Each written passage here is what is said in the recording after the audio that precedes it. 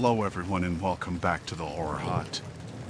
Now, I know a lot of you use these videos to sleep, so before you drift off I thought it would be a fun idea if everyone can leave a comment to let me know where you are listening from in the world.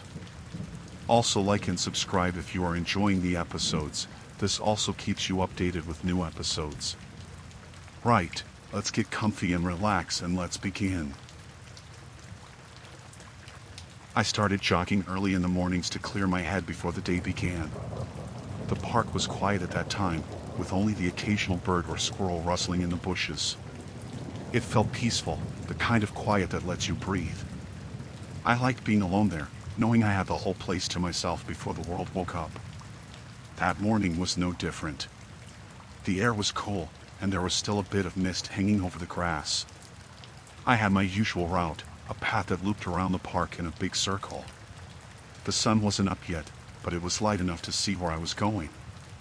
I was a couple of miles in when I noticed him. At first, it was nothing.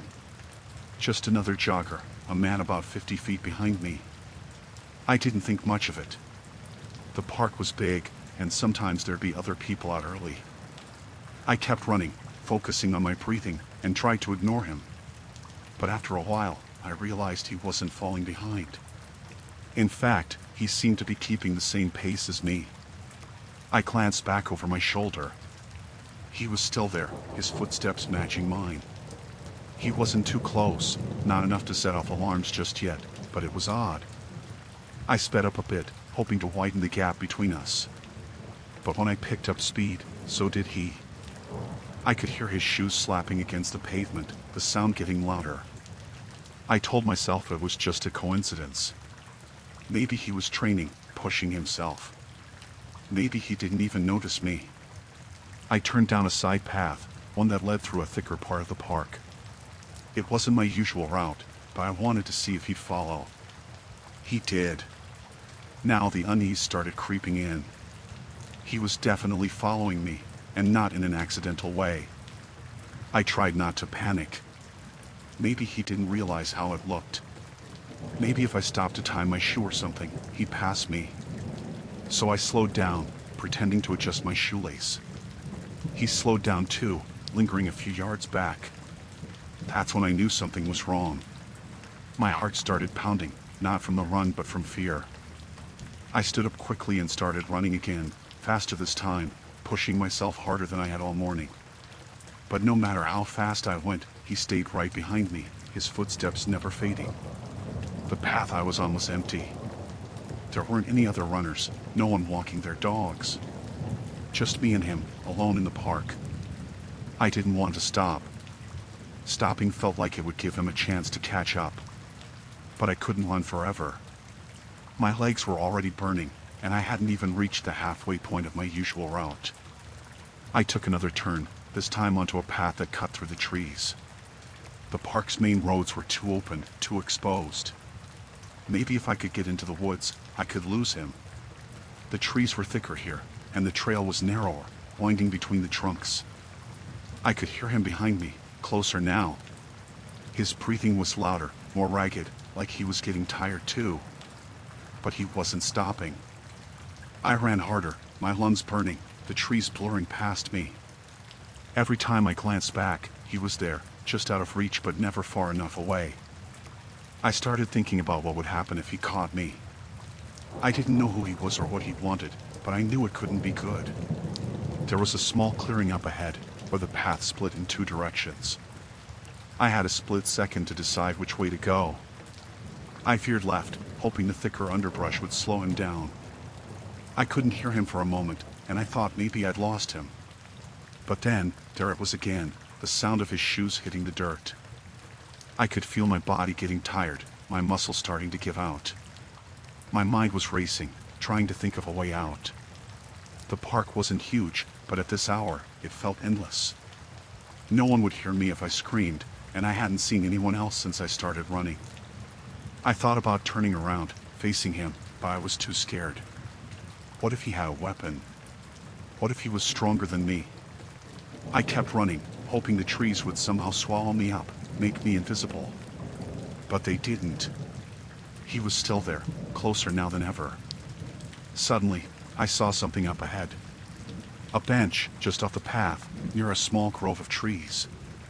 It wasn't much, but it was something. I made a sharp turn, heading for the trees, hoping the sudden change in direction would throw him off. For a moment, I lost sight of him, the trees blocking my view. I crouched down behind the bench, my breath coming in gasps, my heart pounding so hard I thought it would burst. I waited, listening. The park was silent again, except for my own breathing. I stayed there, crouched behind the bench, trying to be as quiet as possible. My muscles ached, and my chest felt tight, but I didn't dare move. I couldn't hear his footsteps anymore, but that didn't mean he was gone. I stayed like that for what felt like hours, but was probably only minutes. Slowly, I peeked out from behind the bench, scanning the path. It was empty. No sign of him.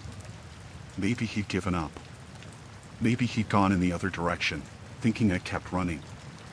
I stood up carefully, my legs shaking. I didn't want to stay in the park any longer than I had to, but I was still scared to move. I took a few cautious steps back toward the main path, looking over my shoulder every few seconds. Nothing. The park was as empty and quiet as when I'd started. I made my way back to the park entrance, walking quickly but trying not to run. I didn't want to draw any attention, in case he was still out there. When I finally made it to the road, I felt a rush of relief. I was out. I was safe. I haven't gone back to that park since. I don't jog in the mornings anymore, and I never go out alone.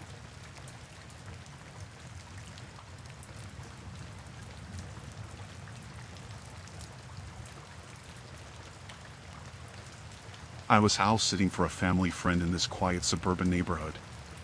The house was nice, big, and quiet. They were gone for a week on vacation, and I was supposed to water the plants, feed the cat, and just keep an eye on the place. It seemed easy enough, so I agreed. The first couple of days were fine. I watched some TV, cooked in their huge kitchen, and hung out with their cat, Whiskers. I wasn't really doing much else, and the quiet was nice. I spent most of my time reading or just lounging around. It felt like a little break from everything. One night, I was sitting on the couch watching TV when my phone buzzed. It was from an unknown number. It just said, "Nice show you're watching." I figured it was a wrong number or maybe a prank. I didn't think too much of it and ignored it. A few minutes later, another text came through, "You should check on Whiskers." That made me pause. I hadn't posted anything about where I was or mentioned Whiskers to anyone. The family wasn't even using social media, and I hadn't told anyone I was house sitting for them. I thought maybe it was a coincidence or someone messing with me. I looked over at Whiskers, who was curled up on the windowsill, sleeping. I tried not to freak out, but it was weird. I checked all the windows and doors, making sure everything was locked. The house felt too quiet now, and I started to feel on edge. Another buzz. The kitchen light's been flickering a lot, huh? My heart dropped. I had noticed the kitchen light flickering earlier, but there was no way someone could have seen that. The blinds were down, and no one could see inside from the street. I turned off the TV and stood up, pacing around the room, trying to think. Maybe someone had hacked into a camera in the house. Maybe there was a smart system I didn't know about. But that didn't make sense either. The family wasn't big on tech. They had an old landline, for crying out loud. Another text. "Don't worry, I'm close by." My hands were shaking now. I started checking the house again, every room, every closet, even though I knew no one could be inside. The doors were locked, the windows too. Everything was normal, but I couldn't shake the feeling that I was being watched. I texted back, "Who's this?" No answer. Minutes went by, but it felt like hours. I was standing in the middle of the living room, staring at my phone, waiting for something. Then, another text, "I like that red shirt you're wearing." I wasn't wearing a red shirt. I was wearing a gray hoodie. I glanced around, trying to stay calm. Maybe they were just guessing, trying to mess with me. I didn't want to let them know they were getting to me. I texted back again, "Nice try, but I'm not wearing red. It buzzed immediately after I sent it. You will be soon. That was it. I grabbed my bag and keys, ready to leave the house. I didn't care if it was just a prank or something else. I wasn't staying. But as I reached the front door, I heard a loud knock. I froze. Another knock, harder this time. I stood there, staring at the door, afraid to move. Then my phone buzzed again. Aren't you going to let me in? I backed away from the door, my heart pounding in my chest. I wasn't sure what to do. There were no other houses close by, and it was late. I didn't know anyone in the neighborhood, and calling the police felt like overreacting. But I didn't feel safe.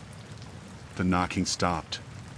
For a few minutes, I stood there, holding my breath, waiting. Then, I heard it. Footsteps, slow and heavy, moving around the side of the house. Whoever it was had left the front door, but now they were trying the side windows.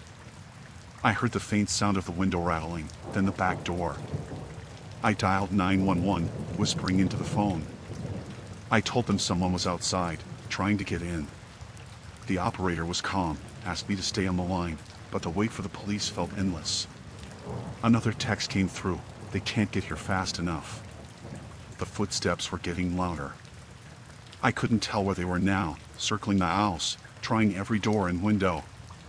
Whiskers was hiding under the couch, and I was crouched down beside the kitchen counter, holding my phone like it was some kind of shield. I could hear sirens in the distance. Relief washed over me. But the next text shattered that feeling. Time's up. The back door creaked. It was locked, but I heard it groan, like someone was trying to break in. I squeezed my eyes shut, waiting, listening. The sirens were closer now, almost here. The door stopped creaking, and then everything went silent. No more footsteps, no more rattling windows. Just silence. When the police arrived, they found nothing. No one was outside, no signs of forced entry, nothing out of place. They checked the whole property, but whoever had been there was gone. I showed them the texts, but there was nothing they could trace. The number was unregistered, a burner phone most likely. I didn't stay the night. I packed up my stuff and left. The family came back a few days later, and I told them everything. They were freaked out, but nothing else happened after that. It's been weeks, and I still get chills thinking about it. I changed my number, but I still check my phone constantly, expecting another message.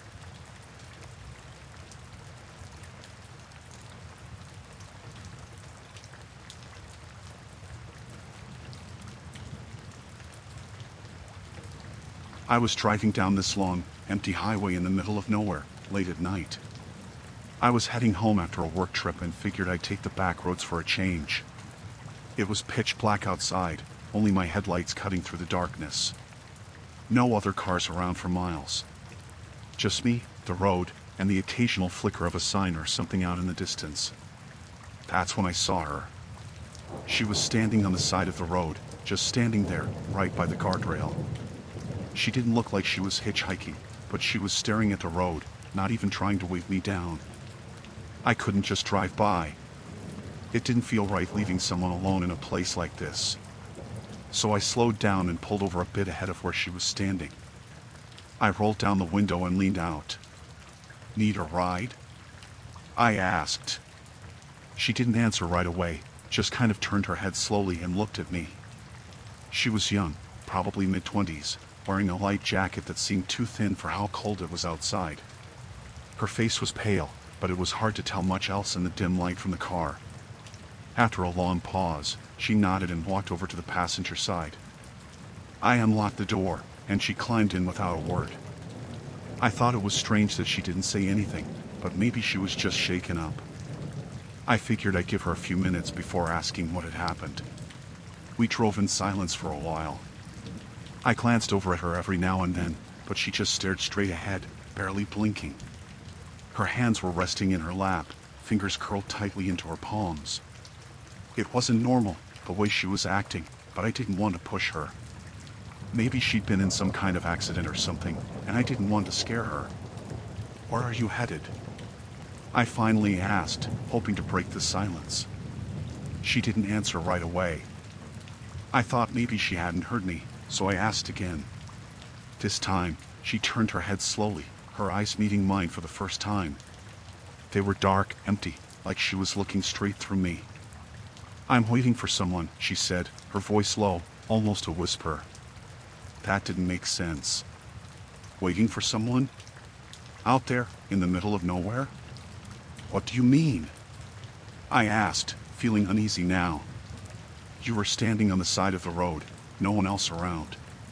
She didn't answer, just turned her head back to stare out the windshield again. I felt a chill run down my spine, but I tried to shrug it off. Maybe she was just out of it, not thinking straight. I figured I'd drop her off at the nearest town and be done with it. But then she spoke again. "He's following us now." I felt my stomach drop. "Who's following us?" I asked, trying to keep my voice steady. She didn't answer, just kept staring ahead, her hands tightening into fists. I glanced in the rearview mirror, half expecting to see headlights behind us, but there was nothing. Just darkness. I sped up a little, feeling the tension growing in the car. I didn't like this. Something about her, about the way she was talking, was off. Way off. "Listen," I said, trying to keep calm. "If someone's after you, we need to call the police. I'll take you to a gas station or something, and we can get help." She shook her head, slowly, deliberately. "No. He doesn't like that." My heart was racing now.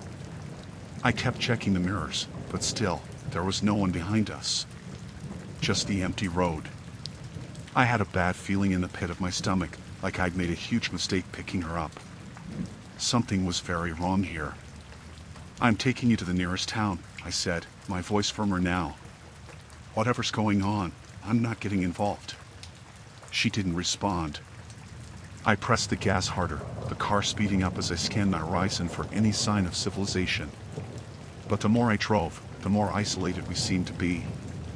There were no signs, no lights, just miles and miles of nothing. Then she spoke again, and her voice sent a shiver down my spine. "You can't outrun him." "What the hell are you talking about?" I snapped, fear and frustration mixing in my voice. She turned to me again, her eyes wide, unblinking. "He's already here." I slammed on the brakes. The car screeched to a halt, and the sudden silence was deafening. I looked around, breathing hard, my hands gripping the steering wheel. There was nothing. No other cars, no movement. Just the endless, empty highway. But then, out of the corner of my eye, I saw something. A figure, standing just outside the beam of the headlights. It was too far to make out clearly, but I could see enough to know it wasn't my imagination. Someone was there, standing on the side of the road, watching us. I felt a wave of panic rise in my chest. "Who was that?" I asked, my voice shaking. She didn't answer, didn't move. She just kept staring at the figure, her face expressionless. I wanted to scream at her, to demand answers, but I was too scared to move, too scared to do anything but sit there, frozen in place. The figure didn't move either. It just stood there, watching. Waiting. I couldn't take it anymore. I slammed my foot on the gas and the car lurched forward. The tires squealed as we sped down the highway, leaving the figure behind. My heart was pounding in my chest, my hands shaking on the wheel. I drove for what felt like hours, not daring to slow down, not daring to look back. I didn't know where I was going, but I didn't care. I just wanted to get as far away from that place as possible. Finally, I saw the glow of headlights in the distance, another car, coming toward us. Relief flooded through me as I slowed down, waving to the driver as they passed. I kept driving until I saw the faint lights of a small town up ahead. I pulled into a gas station and stopped the car, my hands still trembling. When I turned to the passenger seat, she was gone. The door was still locked, and there was no sign of her anywhere. I checked the back seat, but floored nothing. It was like she had just vanished. I don't know what happened that night, and I don't think I ever want to know.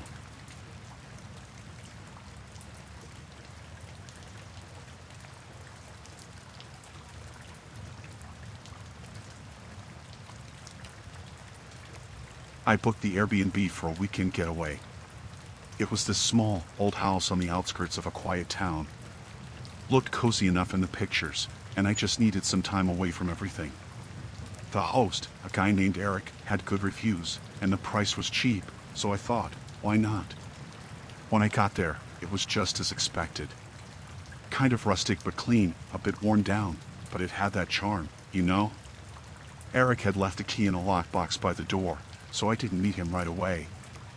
I let myself in, dropped my bags, and walked around to check the place out.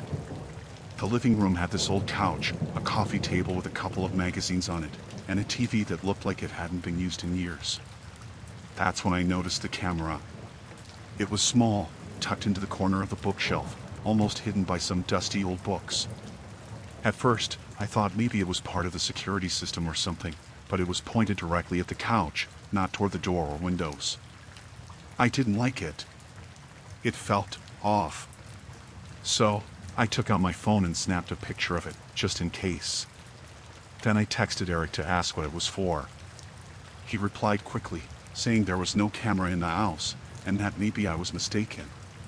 But I knew what I saw. It was weird. His response was way too casual, like he didn't care at all, or worse, like he was trying to brush it off. I didn't want to make a big deal out of it, but I also didn't feel comfortable. Still, I figured it wasn't worth leaving over. I'd paid for the place, and I was only staying for 2 nights. I unplugged the camera and put it in a drawer. I figured if Eric really didn't know about it, no harm done. And if he did, well, I'd made my point. But the more I thought about it, the more uneasy I got. Why would there be a hidden camera in the living room? It just didn't make sense. The day went by quietly. I walked around town, grabbed some lunch, tried to shake off the weird feeling. When I got back to the house, it was already getting dark, and the place felt different, heavier. I made myself some dinner and tried to relax, but every little noise made me jump. Around 10 p.m., I heard footsteps. At first, I thought it was just the house settling, you know how old houses are. But then it happened again. Slow, deliberate steps coming from the hallway. I froze, listening. The footsteps were faint but definitely there, like someone walking quietly, trying not to be heard.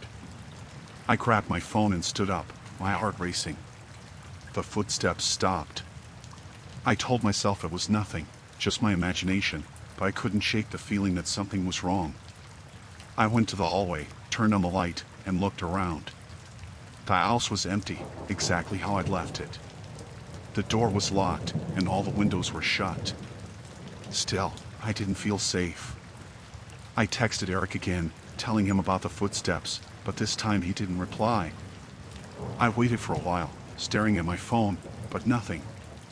It was past midnight by then, and I was starting to get really freaked out. I decided to sleep with the lights on. I know it sounds stupid, but I couldn't bring myself to turn them off. I lay in bed, staring at the ceiling, listening to every creak and groan of the house. And then I heard it again. Footsteps, but this time they were closer, coming from right outside my bedroom door. I shot up in bed, my heart pounding. The door was closed, but I could hear the floorboards creaking, slow, careful steps moving toward the door. I texted Eric again, asking if anyone else had access to the house, but no reply. The footsteps stopped, right outside my door. I was paralyzed, too scared to move. I didn't know what to do. Then the doorknob rattled, just for a second, like someone was testing it. I held my breath, staring at the door, waiting for it to open. But it didn't. After what felt like forever, the footsteps started again, this time moving away from the door, down the hallway, toward the living room.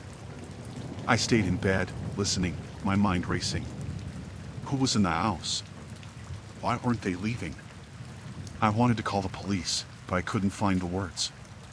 What would I even say? That I heard footsteps? That I found a camera? It all felt too surreal, like I was trapped in some kind of nightmare. Finally, I couldn't take it anymore. I grabbed my phone, my car keys, and bolted out of bed. I didn't even bother packing my things. I just needed to get out. The house was silent as I crept down the hallway, my heart pounding in my ears. The living room was empty, the camera still in the drawer where I'd left it. I unlocked the front door as quietly as I could and slipped outside. The cold night air hit me, and I ran to my car, not looking back. As I drove away, I kept glancing in the rearview mirror, half expecting to see someone standing in the doorway, watching me leave. I didn't stop until I was far out of town, parked at a gas station, shaking. I texted Eric again, telling him I was leaving and that something was wrong with the house. This time, he replied almost immediately. "You shouldn't have left." That was all he said.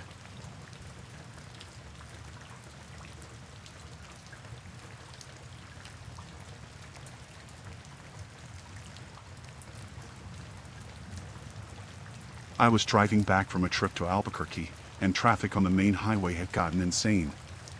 I had a long drive ahead of me, and I didn't want to waste any more time sitting behind a line of cars, so I decided to take an off-road route through the desert. I knew it wasn't the smartest idea, but I had GPS and a good enough truck to handle the dirt roads. It would cut my time in half, or so I thought. The desert stretched out for miles. The landscape was flat and empty, just scrubby plants and rocky patches, with nothing around for miles. After about an hour of driving, I hadn't seen another car in a long time, and I started to feel a little more relaxed, glad to have escaped the traffic. But then I spotted something up ahead. At first, I thought it was a large rock or some debris in the road, but as I got closer, I saw that it was a car. It was just sitting there, abandoned, right in the middle of the dirt road. No one was around. It was an older sedan, dented, with its front tires flat. The door on the driver's side was open, hanging loosely. I slowed down, unsure of what to make of it. The car looked like it had been there for a while, but there were no signs of anyone. No footprints in the dust around it, no luggage or bags thrown about. I pulled up next to it, trying to get a better look. Something about it felt off. Against my better judgment, I stopped the truck, left the engine running, and got out. I walked over to the car and peeked inside. There was nothing, no keys, no phone, no bags, just an empty, dusty interior. The air was completely still, and the only sound was the wind whipping across the open desert. That's when I heard it. A shuffle, like footsteps, but quick and soft. I froze. My heart started pounding in my chest as I turned around, scanning the area. At first, I didn't see anything. Just empty land, stretching out in every direction. But then, from behind a large pile of rocks about 50 yards away, I saw movement. There were people, 3 of them, slowly creeping out from behind the rocks. They looked rough, dirty, their clothes torn and sun-bleached. One of them had a rifle slung over his shoulder, the other 2 had what looked like knives in their hands. They were watching me, moving toward me like they didn't care I'd noticed them. Panic shot through me. I turned and ran back to my truck, my heart slamming in my chest. I could hear them behind me now, their footsteps quickening. I jumped into the driver's seat, slammed the door shut, and reached for the gear shift, but one of them was already there, slamming his fist against my window. "Get out of the truck," he yelled, his face twisted in anger, the butt of his rifle pressed against the glass. I could see the others coming up behind him, their eyes wild, their knives glinting in the sunlight. I jammed my foot on the gas, and the truck lurched forward, tires spitting dirt as I sped away. I glanced in the rearview mirror and saw them running after me, but they didn't stand a chance of catching up. My hands were shaking as I gripped the wheel, heart racing, trying to put as much distance between me and them as I could. I thought I was in the clear. I kept driving, trying to calm down, telling myself that I'd just gotten lucky, that I'd escaped. But then, as I crested a hill, I saw another truck parked off to the side of the road. It was old and beat up, just like the first car, and there were more people there, at least 4, standing around, waiting. They must have heard my truck coming because they were already looking in my direction. One of them raised his shotgun, pointing it right at me. I swerved hard to the left, off the road and into the scrub, just as the shotgun blasted. I felt the truck jolt as something hit the side. My mind was racing, trying to figure out what to do, where to go. I couldn't go back the way I'd come. Those guys were still behind me. But ahead, There was nothing but desert. I floored the gas, the truck bouncing over the rough ground, the wheels skidding in the dirt. Behind me, I heard the roar of engines. They were following me. I glanced back and saw their trucks barreling down the hill after me, kicking up clouds of dust. I couldn't outrun them forever.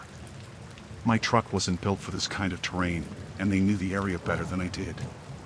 My best hope was to find somewhere to hide, to get off the road and out of sight before they caught up. I spotted a cluster of boulders up ahead, maybe half a mile away. It wasn't much, but it was better than nothing. I aimed the truck toward it, praying the engine wouldn't give out. The rocks were closer now, towering over the desert like sentinels. I could use them as cover, maybe buy myself some time. I skidded to a stop behind the largest boulder, jumped out of the truck, and ran. I didn't know where I was going, just away from the road, away from the sound of their trucks getting closer. The desert was endless, but the rocks gave me some cover. I crouched down behind one of the larger ones, my breath coming in ragged gasps. The sound of engines rumbled in the distance. I peeked around the edge of the boulder and saw them. 3 trucks, slowly rolling along the dirt road, their drivers scanning the horizon. They hadn't seen me yet, but it was only a matter of time. I had nothing. No weapon, no real plan. Just the hope that I could stay hidden long enough for them to get bored and move on. But deep down, I knew they wouldn't. I'd seen their faces, and they weren't the type to leave witnesses. Minutes felt like hours. I stayed as still as possible, barely breathing, listening to the sound of the trucks getting closer. Then they stopped. I heard doors opening, voices low, angry. They were searching. I couldn't stay hidden forever. I needed to make a move before they found me. I scanned the area, looking for an escape route, but there was nothing. Just miles of open desert. Then I saw it. Off to the side, about 100 yards away, there was a narrow ravine, barely visible from where I was crouched. If I could make it there, I might be able to lose them in the rocks and gullies. I took a deep breath, steeling myself, and then I ran. I didn't look back, didn't listen to see if they'd spotted me. I just ran as fast as I could, my feet pounding the dirt, my lungs burning with each breath. The ravine was closer now, almost within reach. A gunshot rang out. I felt the ground explode beside me, dirt spraying up into the air. They'd seen me. I didn't stop. I couldn't. I dove into the ravine, scrambling down the rocky slope, half falling, half sliding. The sound of footsteps was behind me now, and I knew they were coming. But I had one advantage: they didn't know the ravine like I did now. It twisted and turned, narrowing in places, opening up in others. I zigzagged through it, keeping low, trying to stay out of sight. I could hear them shouting, their voices echoing off the rock walls, but they were getting farther away. Finally, after what felt like hours, the sounds faded.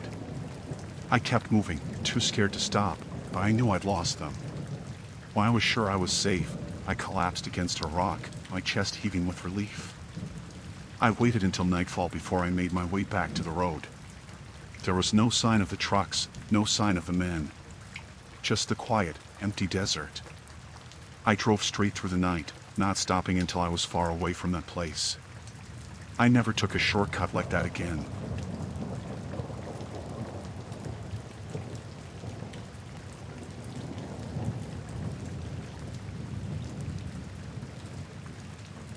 I was driving home late, way later than I planned. I'd been at a friend's place, and by the time I got back on the road, it was already past midnight. The highway was mostly empty, just me and the occasional semi-truck. I wasn't too far from home, but my gas was low, so I started looking for a station. Eventually, I saw one of those old, run-down stations on the side of the road. There was a big flickering sign and a single pump under a broken canopy. I almost didn't stop because the place looked half abandoned, but I really didn't have a choice. My tank was nearly on empty. I pulled up to the pump, the gravel crunching under my tires. The station was dimly lit, with only a few lights working. It was completely silent except for the sound of the wind. I got out and walked to the pump, but it didn't seem to be working. I needed to go inside to pay first, so I headed for the tiny building. The guy inside was leaning on the counter, staring at an old TV mounted on the wall. He looked tired, his face kind of blank, but he glanced up when I walked in. He had on a dirty shirt with the name of the gas station printed on it, but no name tag. He gave me a nod, and I asked if I could prepay for the gas. "Yeah," he said, his voice flat. "Fill her up. Cash only." I handed him some money, and he barely glanced at it before taking it. His eyes didn't meet mine once. He just gave me a strange look as I turned to leave. Something about him felt off, but I shook it off. It was late, and he was probably just tired. As I walked back to my car, I saw movement out of the corner of my eye. Two men were standing at the far edge of the lot, near the tree line, just barely visible in the dim light. They were watching me, not moving, just standing there. I felt my stomach drop a little.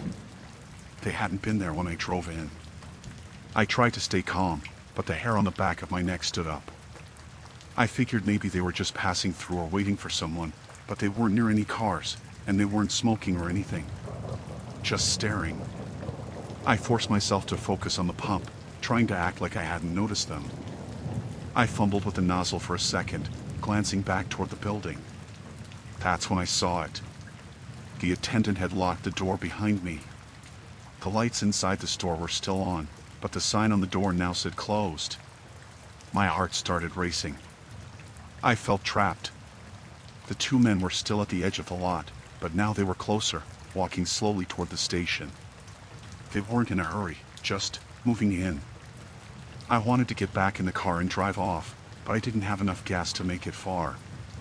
I decided to stay calm and just finish filling up, hoping that if I acted normal, they'd leave me alone. But my hands were shaking as I gripped the nozzle. I looked back at the store. The attendant was still inside, watching me through the glass. He wasn't doing anything, just standing there, like he was waiting for something. I tried to wave at him, but he didn't react. The two men were about halfway across the lot now, walking directly toward me. My mind was racing. Why were they coming closer? What did they want? I kept glancing between them and the attendant, trying to figure out if he was in on it. He had to be. Why else would he lock the door? I yanked the nozzle out of the car, spilling some gas on the ground in my panic. I shoved it back into the pump, my heart pounding in my chest. The men were only about 20 feet away now, their eyes locked on me. They weren't saying anything, just walking, like they knew exactly what they were doing. I rushed to get back into my car, fumbling with the keys, but I could hear them now, their footsteps on the gravel, getting closer. I slammed the door shut, locked it, and started the engine. The men stopped, just a few feet from the car, their faces blank, emotionless.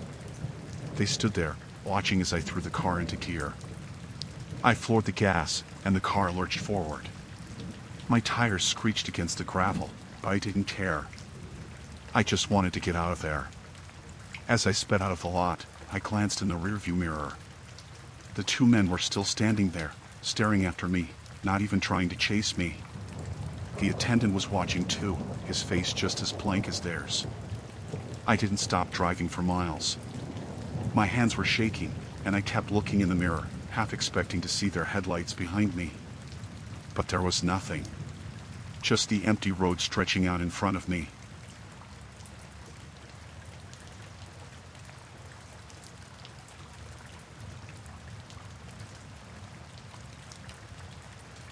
It started about 2 months after I moved into my new apartment.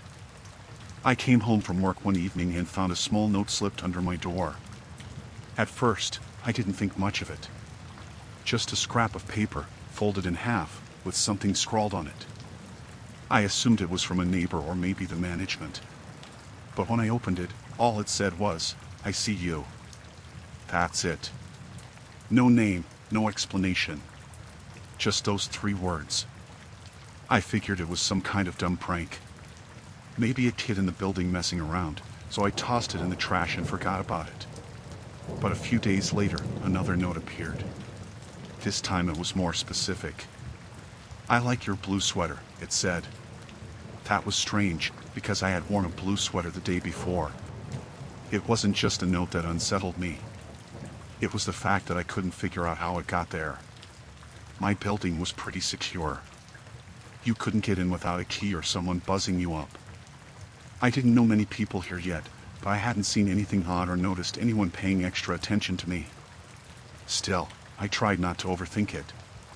I mean, people can be weird, right? Maybe it was just some creepy guy who had seen me around. But then the notes started coming more often. Every few days, another one would show up. Your hair looks nice today. You left your light on all night. I heard you laughing on the phone. They were getting more personal, and it was clear whoever was leaving them was watching me closely. I started double-checking the locks on my door. I bought a chain lock just to be extra sure, but no matter what I did, the notes kept coming. It was like this person knew exactly when I left and came back, and they were slipping these notes under my door while I was out. I told myself I was overreacting, but it was hard not to feel paranoid. I started glancing over my shoulder every time I left my apartment. Walking down the hallway felt different, like I was being watched. The worst part was that no one else in the building seemed to notice anything strange. I tried bringing it up casually to my neighbor, an older woman who lived across the hall. She just shrugged it off.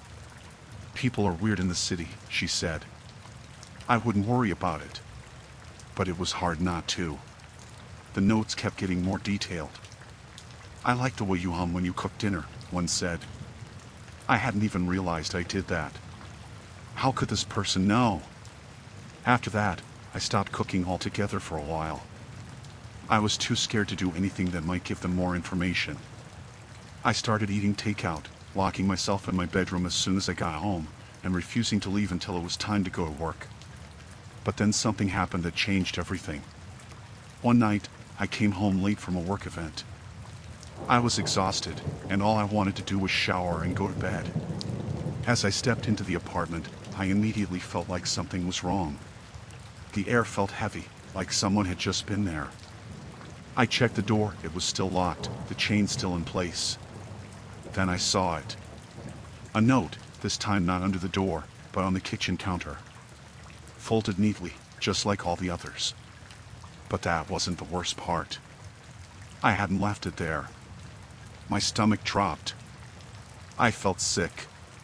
Someone had been inside my apartment. While I was out, they had come in, left a note, and then locked the door behind them. I stood frozen for a long time, just staring at the note, too scared to even open it. When I finally did, my hands were shaking. The note said, "You look so peaceful when you sleep." I almost threw up. I ran to my bedroom, checking the windows, the closet, under the bed. Everything looked normal, but I couldn't shake the feeling that I wasn't alone. Someone had been in here, watching me. And they knew things about me I didn't even know about myself. I didn't sleep that night. I sat on the couch, gripping my phone, ready to call the police if I heard anything. Every noise made me jump, every creak of the building felt like someone moving through the walls. The next morning, I called my landlord and demanded that he change the locks. He came by later that day, grumbling about how it was probably just some prank, but he changed the lock anyway. For a while, the notes stopped. I thought maybe whoever it was had gotten bored or couldn't get in anymore. But then, a week later, another note appeared. This time it was under my pillow. I hadn't even noticed it when I went to bed. I only found it the next morning, and the words made my blood run cold. "Nice try with the locks." I packed a bag and left that day. I didn't know where to go, but I couldn't stay there anymore.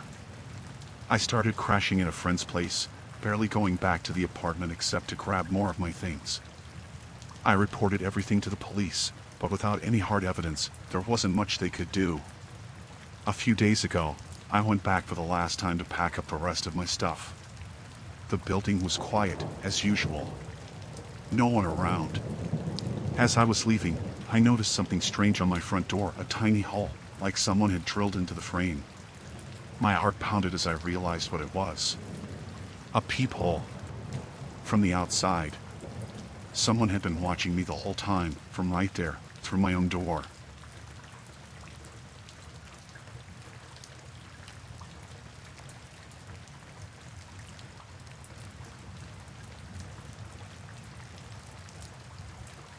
We planned the trip for weeks. Just 4 of us, me, Dave, Jenna, and Mike. We'd all known each other since college and figured it'd be a fun weekend getaway. We picked a desert trail, not too far out, just remote enough to feel like we were off the grid for a few days. It was supposed to be a simple hike. Nothing too crazy, just miles of sand, rock formations, and the big open sky. I'd never been out in the desert before, and I liked the idea of being in the middle of nowhere with no distractions. It felt freeing at first, the way the landscape stretched out as far as you could see, empty and quiet. We were a few hours in when we first saw the guy. He was sitting by a rock, taking a break, his backpack beside him. He waved when he saw us, a casual, friendly gesture. Nothing about him seemed off. He was just another hiker, like us. Said his name was Tom. We stopped and chatted for a bit, like you do when you run into someone out on a trail. He asked where we were headed, and we told him about the route we'd mapped out. Tom mentioned he'd been out here a few times and knew a better way to get to the viewpoint we were aiming for. He pointed off to the left, saying it was a bit off the marked trail but would shave a few hours off the hike. He seemed like he knew what he was talking about. We were tired already, so the idea of a shortcut sounded pretty good. We all looked at each other, shrugged, and agreed to follow him. At first, it was fine. The terrain was a little rougher, more uneven, but nothing we couldn't handle. Tom kept up small talk, asking us about where we were from, what we did for work. Normal stuff. He was easygoing, but there was something about the way he kept glancing back at us, as if he was checking on us more than just leading the way. After about an hour, we noticed we hadn't seen anyone else. No other hikers, no signs of the marked trail. That wasn't too strange, we were in the middle of the desert, after all, but it was starting to feel more isolated. I asked Tom how much longer to the viewpoint, and he just smiled and said, "Not too far now." Another hour passed.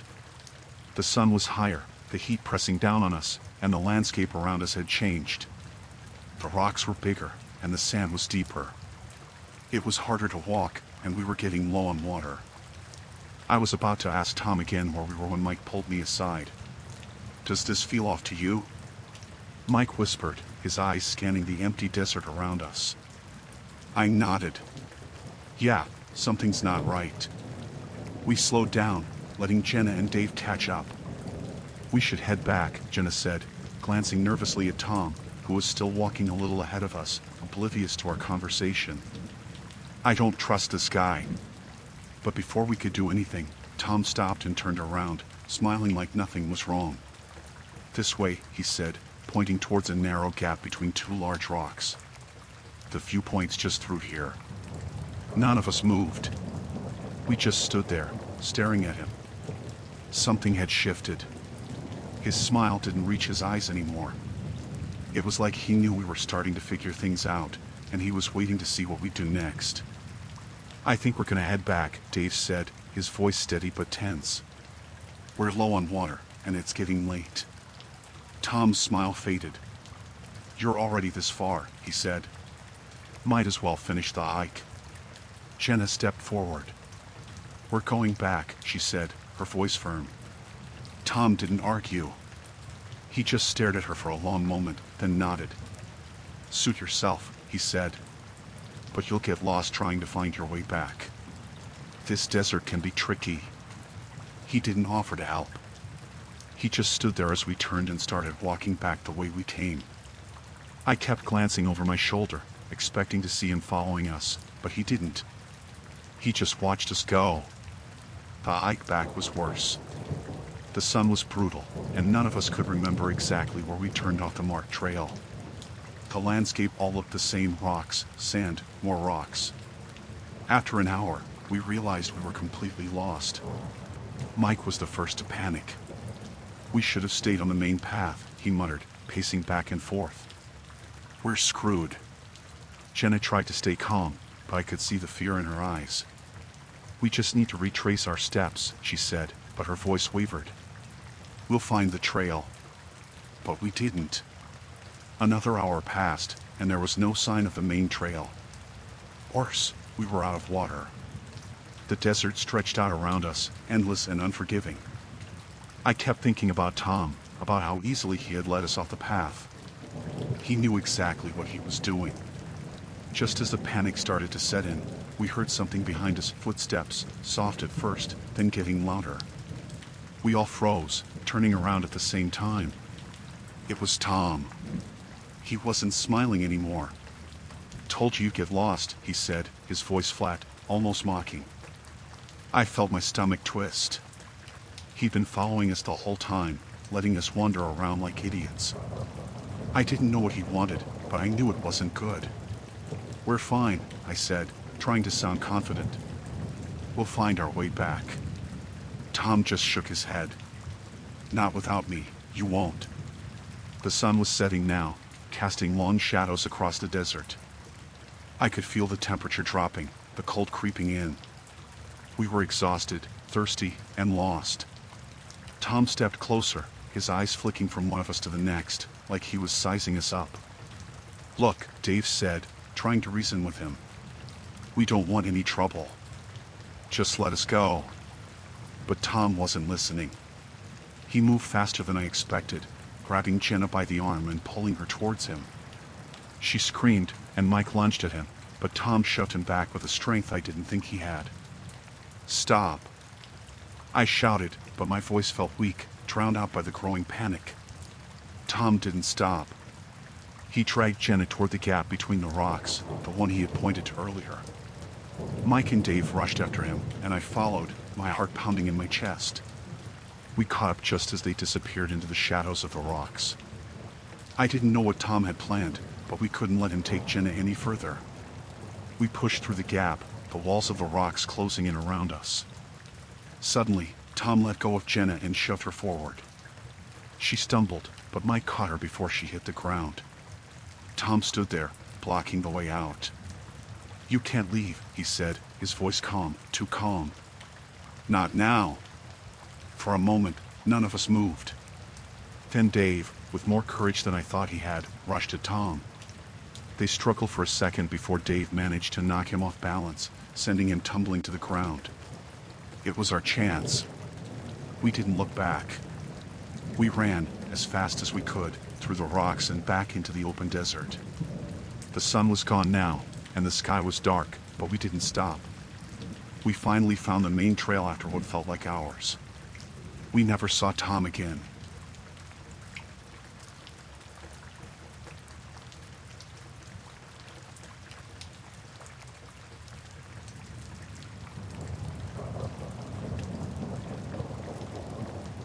I was taking the subway home late, later than I ever usually do. I'd stayed at the office finishing up some project, and by the time I got to the station, it was nearly midnight.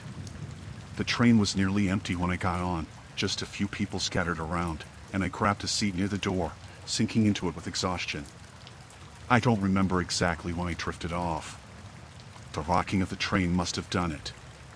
But when I woke up, the car was empty. At first, I didn't think anything of it.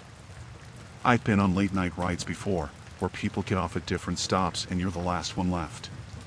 But this time, something felt different. I glanced around the car. The lights were dim, and everything seemed too still. That's when I saw him, sitting across from me, staring. He hadn't been there when I'd first boarded, I was sure of it. He was just sitting there, arms folded, his eyes fixed on me. No phone, no book, no sign that he'd been doing anything other than watching me. I shifted in my seat, trying not to make it obvious that I'd noticed him. The train kept moving, and I stared at the digital display above the door, waiting for the next stop.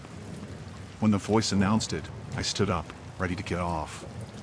But when the train slowed and the doors should have opened, they didn't. I hit the button, the one that's supposed to make them open manually. Nothing. The door stayed shut. I tried again, pressing harder this time, but it didn't work. I turned around. The guy was still watching me, his face blank. He hadn't moved at all, like he was waiting for something. My pulse quickened. I looked out the window, hoping to see someone on the platform, but it was empty. The train started moving again, and I stumbled back to my seat, trying to figure out what to do. Every time we passed another stop, the door stayed shut. No matter how hard I pushed or how many times I hit the button, they wouldn't open. And the man, he just kept sitting there, his eyes never leaving me. I tried to convince myself that maybe the doors were broken, that it was just some malfunction. But the longer I sat there, the more I could feel his gaze on me, and it was making my skin crawl. I couldn't take it anymore. "Do you know why the doors aren't opening?" I asked, trying to keep my voice calm. He didn't respond. Just kept staring, like he hadn't even heard me. "Hello?" I said, a little louder this time. Nothing. He didn't blink, didn't move. It was like talking to a statue. The train kept going. I could feel the car shaking beneath my feet, but there was no sound except for the hum of the tracks and the flickering lights above us. I pulled out my phone, but of course, no service. I thought about trying to call for help, but who was I going to call? It was the middle of the night, and we were speeding through the dark with no stops and no way out. I stood up again, walking to the other end of the car, hoping there might be a way into the next one, but the door between the cars wouldn't budge either. I pounded on it, hoping someone in the next car would hear me, but there was no response. I was trapped. I could feel the panic rising in my chest, but I didn't want to let him see it. I turned around slowly and walked back to my seat, trying to act like I wasn't freaking out inside. But he was still watching me, his eyes following me the entire way. I sat down again, this time gripping the edge of my seat, trying to figure out what to do. The stops kept coming and going, but the train never stopped long enough for me to make a move. Every time the door stayed shut, it felt like the car was getting smaller, the walls closing in around me. I didn't know what his deal was, why he wasn't getting off, or why he was just sitting there staring at me. I kept glancing at him, hoping he'd look away, but he never did. It was like he was waiting for something, and I had no idea what. The train rumbled on, passing through the dimly lit tunnels. I could feel my heart pounding in my chest, and every time I looked at him, my stomach tightened. He still hadn't moved, not an inch. Just that same blank expression, like he was studying me. I tried the emergency intercom, but there was no response. I hit the button over and over, but the static on the other end was the only thing I could hear. My hands were shaking, and I kept glancing out the window, hoping that maybe the next stop would be the one where the doors finally opened. But they didn't. I couldn't take it anymore. I stood up and walked straight toward him. "What do you want?" I asked, my voice shaking. "Why are you staring at me?" He didn't answer. He just blinked, slowly, like he was waking up from a long sleep. His lips moved, but no sound came out at first. Then, in a low voice, he said, "You shouldn't have stayed on." I took a step back, my heart racing. "What do you mean?" He didn't answer. His eyes were still locked on mine, and something about the way he said it made my skin crawl. The train slowed again, and I rushed to the doors, slamming my hands against them. But again, they stayed shut. I could see the platform outside, empty and bathed in dim light, but there was no way out. When the train started moving again, I felt a wave of hopelessness wash over me. I didn't know what to do, didn't know why the doors wouldn't open, or why this guy was still here. I tried to keep my distance, but every time I looked up, his eyes were on me, like he was waiting for something. Another stop came and went. Still no exit. The air in the car felt thick, like it was getting harder to breathe. I could hear my own heartbeat in my ears, loud and fast, and I was sure he could hear it too. Finally, after what felt like hours, the train began to slow down again. But this time, it came to a full stop, the lights flickering off completely. We were stuck in the middle of the tunnel, the darkness pressing in on all sides. I stood up, my legs shaking. The guy was still sitting there, watching me, his face barely visible in the dim light. I backed away toward the far end of the car, not taking my eyes off him. I didn't know what he was going to do, but I knew I had to be ready for anything. Then, out of nowhere, the doors opened. Not the ones at the platform, but the emergency doors between the cars. Without thinking, I bolted toward them, pushing through into the next car. The air was cooler there, the lights a little brighter, but I didn't stop. I ran through car after car, not looking back until I finally reached the front of the train. I don't know how long I ran. When I finally looked back, he wasn't following me. The doors between the cars had closed behind me, and I was alone again. But I couldn't shake the feeling that he was still there, somewhere, watching. The train finally pulled into the next station, and this time, the doors opened like they were supposed to. I stumbled out onto the platform, breathing hard, my heart still racing. I didn't look back as I ran up the stairs and out into the night.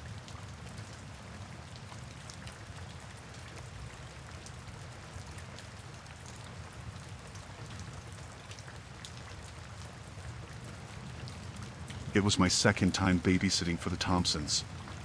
They had this huge house, way bigger than anywhere I'd ever been. Lots of rooms, fancy stuff everywhere, and so quiet. It was kind of weird, to be honest. Their little boy, Oliver, was already asleep when I got there. He's only 5 and super easy to take care of, always asleep by 8 p.m. Mrs. Thompson gave me a quick rundown of things before they left for their event. They were dressed up real fancy, something about a charity dinner. She showed me the control panel for the security cameras, which I thought was strange. I'd never had to watch security cameras while babysitting before, but she just said it was a precaution. There were cameras all around the house, inside and outside, and she showed me how to check them on the living room tablet if I wanted. After they left, I settled into the couch with some snacks and a movie. It was quiet in the house, way too quiet for a place that big. But I was used to it, I guess. Nothing ever really happened around here. About an hour later, the landline rang. I didn't even know people still used those. It startled me, but I answered it, figuring it was the Thompsons checking in. "Hello?" A man's voice came through, deep and calm. "Hi, is this the babysitter?" "Yeah," I said, confused. "Who's this?" "I'm a friend of the Thompsons," he replied. "I just wanted to make sure everything's okay. Are you keeping an eye on the cameras like they asked?" I frowned. Mrs. Thompson hadn't said anything about a friend calling. "Yeah, everything's fine. Oliver's asleep, and I've been checking the cameras." "That's good," the man said, a little too casually. "Make sure to keep watching them. You never know who might show up." That made my skin crawl.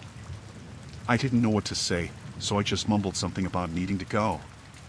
He hung up before I could ask any more questions. I brushed it off at first, figuring it was just some weird friend of the family, but something about the way he said it stuck with me. I grabbed the tablet Mrs. Thompson showed me and opened the security app, flipping through the different camera angles. Everything looked normal: the front yard, the backyard, the driveway, the hallways inside. Nothing out of place. I put the tablet down and tried to focus on my movie, but I couldn't shake the feeling that something wasn't right. I kept glancing at the tablet, half expecting to see something move on one of the cameras. Then the phone rang again. I hesitated before picking it up this time. "Hello?" "It's me again," the man said. "Have you checked the backyard camera recently?" My heart skipped a beat. "What?" "No, why?" "You should check it," he said, his voice low. "Right now." I hung up the phone and grabbed the tablet, my hands shaking. I scrolled through the camera feeds until I got to the backyard. At first, I didn't see anything. Just the dark yard, the pool reflecting the moonlight, and the tall fence at the edge of the property. But then I saw it, a shadow, moving near the back gate. Someone was out there. I froze, staring at the screen. The figure was moving slowly along the fence, staying close to the shadows. I couldn't make out any details, but it was definitely a person. They were creeping toward the house. My heart was pounding in my chest. I didn't know what to do. Call the police? Call the Thompsons? I put the tablet down and ran to check the doors, making sure everything was locked. The house was huge, and I kept imagining the person slipping inside before I could lock all the doors. After I made sure the doors were secure, I grabbed the tablet again and checked the backyard camera. The figure was gone. I flipped through the other cameras, but there was no sign of anyone. I couldn't see them anymore, but I knew they were out there. My hands were shaking so bad I could barely hold the tablet. Then the phone rang again. I didn't want to answer it. My gut told me not to, but I couldn't help it. I picked it up, my voice barely above a whisper. "Hello?" The man's voice was calm, almost casual. "Did you see them?" I didn't say anything. "You need to be careful," he continued. "They know you're in there." I slammed the phone down and ran to the living room, grabbing my cell phone. My first thought was to call the Thompsons, but when I looked at my phone, there was no signal. Of course. The house was so far out of town that reception was terrible. I paced around the room, trying to figure out what to do. I could hear the wind outside, and every little sound made me jump. I kept glancing at the windows, half expecting to see someone peering in. I picked up the tablet again, flipping through the cameras, trying to spot the figure. Still nothing. Then I heard footsteps. Inside the house. They were faint at first, but unmistakable. Someone was walking down the hallway. My stomach dropped, and I backed up into the corner of the room, clutching the tablet to my chest. I tried to tell myself it was just my imagination, that I was hearing things, but the footsteps were getting closer. I flipped the camera to the hallway, my hands trembling. At first, the feed was clear. But then, I saw a shadow moving down the hall, slowly, like they were taking their time. I wanted to scream, but I couldn't. I was frozen, watching the figure move closer to the living room. I checked the locks again, making sure the door was secure. My mind was racing, trying to figure out how they'd gotten in. Then the phone rang again. I didn't answer it this time. I couldn't. I just stood there, staring at the door, listening to the footsteps getting closer and closer. The tablet slipped from my hands, hitting the floor with a loud thud. I winced, terrified that the noise would give me away. But the footsteps stopped. For a moment, everything was silent. Then I heard the creak of the door handle.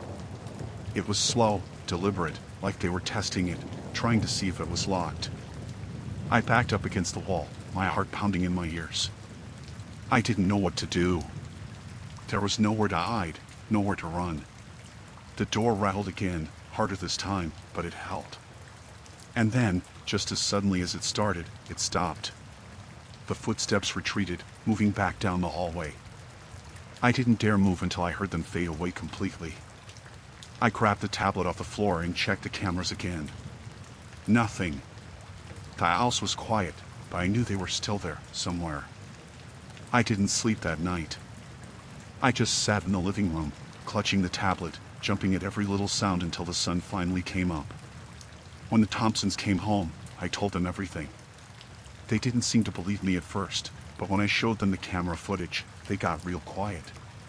They never said who the man on the phone was, and I never went back to that house again.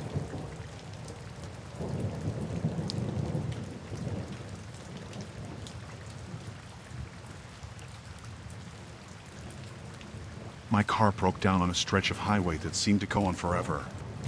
It was dark, pitch black outside, and the only light came from the dim glow of my dashboard.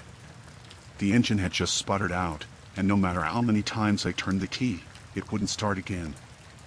I sat there for a minute, trying to figure out what to do. No cars had passed for miles, and my phone didn't have a signal. I popped the hood, hoping it was something simple, though I had no idea what I was looking for. I stared at the engine like it might fix itself if I looked hard enough, but it was useless. The cold air bit into my skin as I stood there, the silence stretching out. There wasn't a house or gas station for miles, just endless desert on either side. After what felt like forever, I saw headlights in the distance. Relief washed over me. Maybe someone could help or at least give me a ride to the nearest town. I waved my arms as the truck approached, signaling for them to stop. To my surprise, they did. A big, beat-up truck rolled to a stop a few feet in front of my car. The engine rumbled as the driver rolled down the window. A man sat behind the wheel, the brim of his baseball cap pulled low, so I couldn't really see his face. He leaned out, squinting at me through the darkness. "Car trouble?" he asked, his voice rough, like he smoked a pack a day. Yeah, I said, stepping closer. Won't start. I don't know what's wrong. He sat there for a moment, like he was thinking about something. Then he smiled, but there was something off about it. I can take a look. Pop the hood again. I nodded and hurried back to my car. I was desperate for help, so I didn't think twice. I popped the hood and stepped aside as he got out of the truck and walked over. He didn't even glance at the engine, though. He just stood there, hands on his hips, staring down at me. You got any money on you? He asked, his voice different now. There was a hard edge to it. I froze, not sure if I'd heard him right. What? Money, he said again, more forcefully. Wallet, phone, whatever you got. I took a step back, my heart pounding in my chest. I don't have much. I don't care how much you got, he snapped, cutting me off. Hand it over. I realized then that I wasn't getting help. This guy wasn't here to fix my car. My mind raced, trying to figure out what to do. There was no one around, no one to call for help. I was completely alone with this guy. I don't have much cash, I said, my voice shaking. I reached into my pocket, pulling out my wallet. I didn't know what else to do. You can take it. Just leave me alone. He snatched the wallet from my hand and rifled through it. There wasn't much in there, just a few bills and my ID, but he didn't seem satisfied.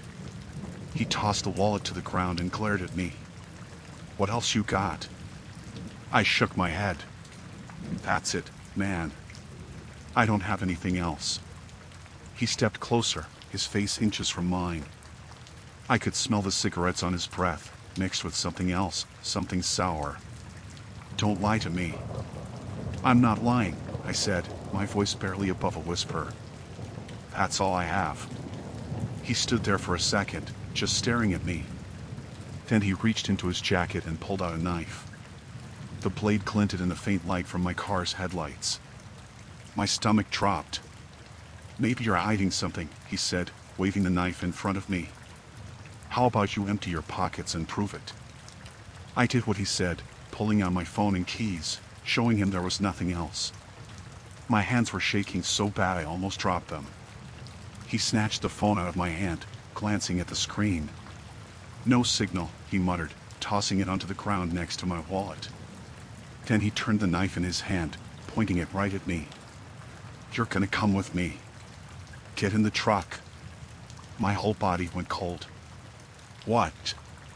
No, I said get in the truck, he repeated, his voice low and dangerous. Or I'll cut you right here. I had no choice. I glanced at the truck, my mind racing.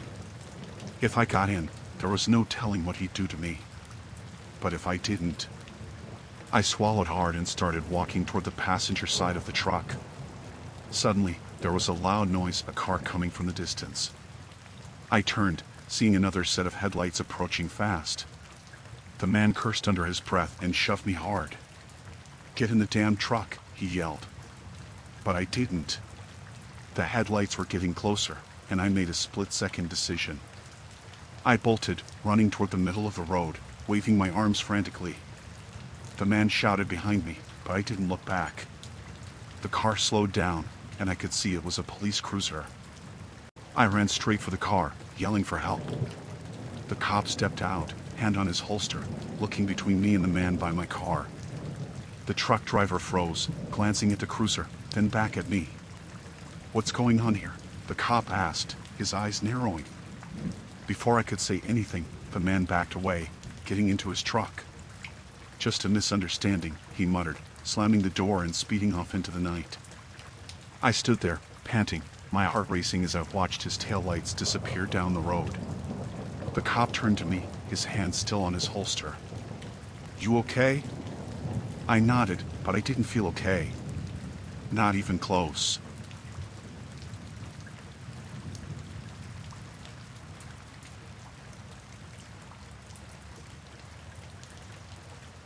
I decided to explore an old, abandoned building for some photography. It was a large, derelict structure on the outskirts of town, known among urban explorers for its grimy charm. The building had been empty for years, but I had heard rumors about its history and thought it would make for some interesting photos. When I arrived, the place was as eerie as expected. The windows were boarded up, and the walls were covered in layers of grime and graffiti. I had brought my camera and a flashlight. I turned on the flashlight and took my first few shots, capturing the peeling paint and broken furniture. It was quiet except for the distant creaks and groans of the old building. As I moved deeper into the building, I noticed a faint smell of something burning. I followed it, hoping it would lead to some unique photo opportunities. The corridor twisted and turned, and I started feeling like I was walking through a maze. My flashlight beam flickered over old machinery and discarded papers. Then, I heard voices. They were muffled, coming from behind a door at the end of the corridor. I approached cautiously and cracked open the door just enough to peek inside. What I saw made my heart race. There were a group of people gathered in a large room, surrounded by stacks of boxes and strange equipment. They were talking loudly, and from what I could make out, they were discussing something illegal. I started to back away slowly, trying not to make any noise. I didn't want to be seen or, worse, be caught in whatever they were up to. But as I turned to leave, I must have knocked something over. The sound was loud in the silence that followed. The voices in the room went quiet, and I heard footsteps approaching the door. Panic surged through me. I darted down the corridor, my flashlight swinging wildly as I tried to find an exit. I could hear their footsteps behind me, getting closer. I took a sharp turn into another hallway, but it was a dead end. I turned around and saw them coming around the corner, their faces partially hidden by masks. I sprinted in the opposite direction, my breath coming in ragged gasps. I realized the building was like a labyrinth, and I was trapped in its maze. Every corridor looked the same, and the voices grew louder. I had to think quickly. I spotted a stairwell and decided to take it, hoping it would lead me to a way out. I rushed up the stairs, taking them two at a time. My legs were burning, and I could hear the shouts from below echoing up the stairwell. They were getting closer, and I knew I couldn't keep this up for long. At the top of the stairs, I found a door that led to the roof. I pushed it open and stepped out, taking a moment to catch my breath. The roof was flat, with a few old vents and debris scattered around. I looked over the edge and saw the building's perimeter. It was a long drop, but it was my only option. I saw a fire escape ladder on the side of the building. It was rusty and old, but it was my best chance. I climbed over the edge of the roof and carefully made my way down the ladder. The ladder creaked with each step, and I could hear the criminal's footsteps on the roof above. When I reached the ground, I bolted toward the parking lot where my car was parked. My heart was pounding, and my legs felt like lead. I glanced over my shoulder and saw the group scrambling down the fire escape. I didn't waste any time getting into my car. I fumbled with the keys, finally starting the engine. As I sped away, I looked back and saw them standing at the edge of the parking lot, their faces angry and frustrated. I drove as fast as I could, not stopping until I reached the nearest police station. I reported everything that happened, but by the time the police got back to the building, the group had vanished, leaving behind only a few scattered items. The whole experience left me shaken. I hadn't expected to stumble into something so dangerous. I learned my lesson that day. Sometimes, curiosity can lead you into terrifying situations.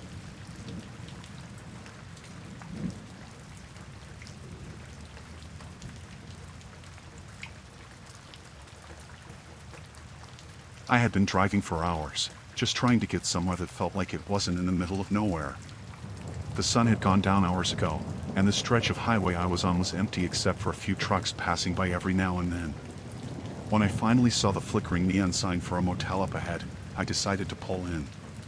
It wasn't much, just a few rooms lined up next to each other with a small office in the front, but I was tired, and I needed a place to crash. The guy at the front desk barely looked up from his phone when I asked for a room. He handed me a key, told me to keep it quiet because some guests were already asleep, and pointed me toward the last room on the end. Room 9. The room wasn't great, but it was clean enough. The bed creaked when I sat on it, but I didn't care. I dropped my bag on the floor and lay down, staring at the ceiling. I must have fallen asleep pretty fast because the next thing I remember was waking up in a pitch-black room. At first, I thought it was just one of those moments where you wake up disoriented, but then I heard something. A noise outside the door. Like someone fumbling with the handle. I sat up in bed, still groggy, trying to shake off the sleep. I thought maybe it was just the wind or someone walking by, but then I heard whispering. Low voices, more than one. My heart started racing, and I slid off the bed as quietly as I could. I crept toward the door and pressed my ear against it. The whispers were louder now, and I could make out some of the words. He's in there, one of them said. We have to get it back. I froze. Get what back? I didn't know what they were talking about, and I sure as hell didn't know who they were. Then the door handle rattled again, harder this time. Someone was definitely trying to get in. I backed away, looking around the room for something, anything I could use to defend myself. The only thing I had was the chair by the small table, so I grabbed it and held it up, ready to swing if I had to. There was a sudden bang on the door, like someone had thrown their shoulder into it. I jumped, my heart pounding in my chest.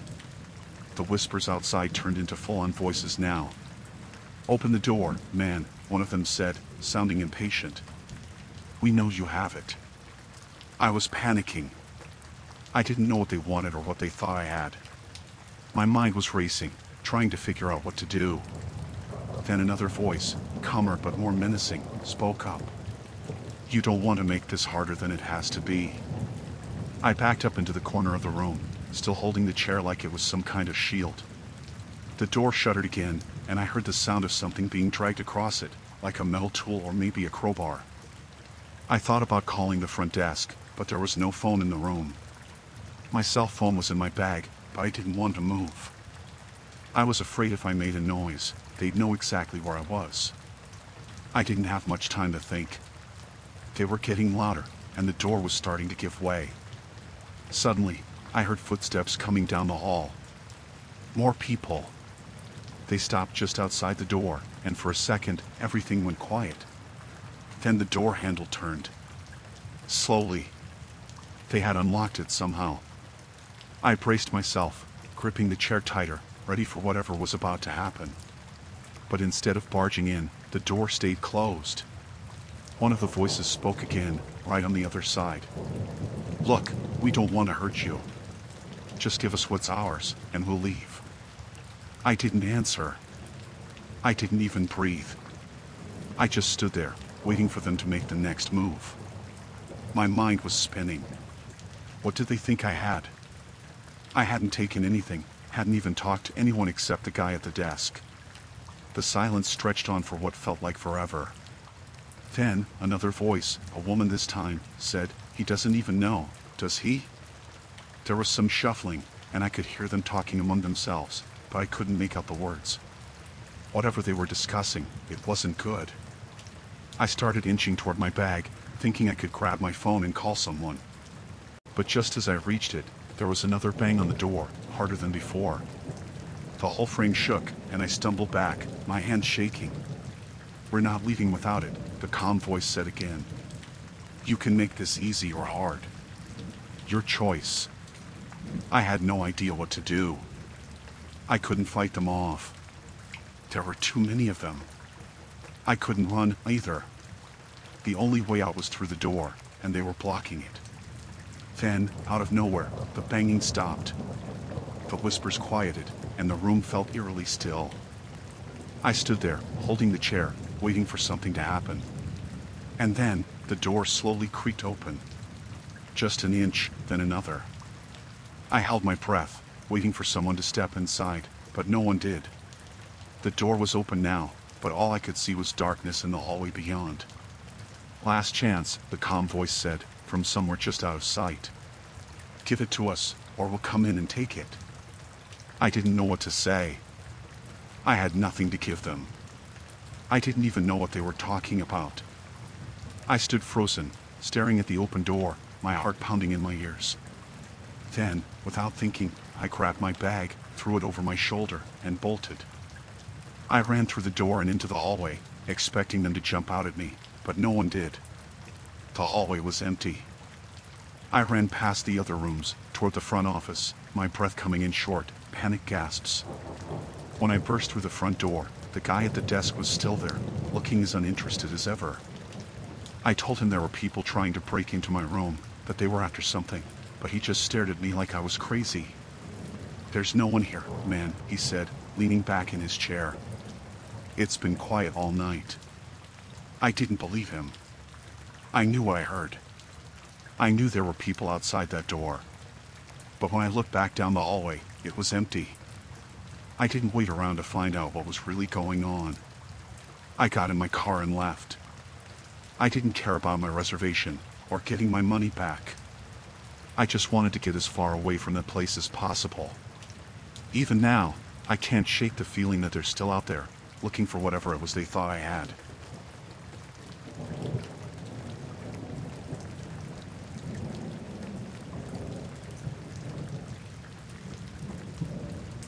I had been driving for hours.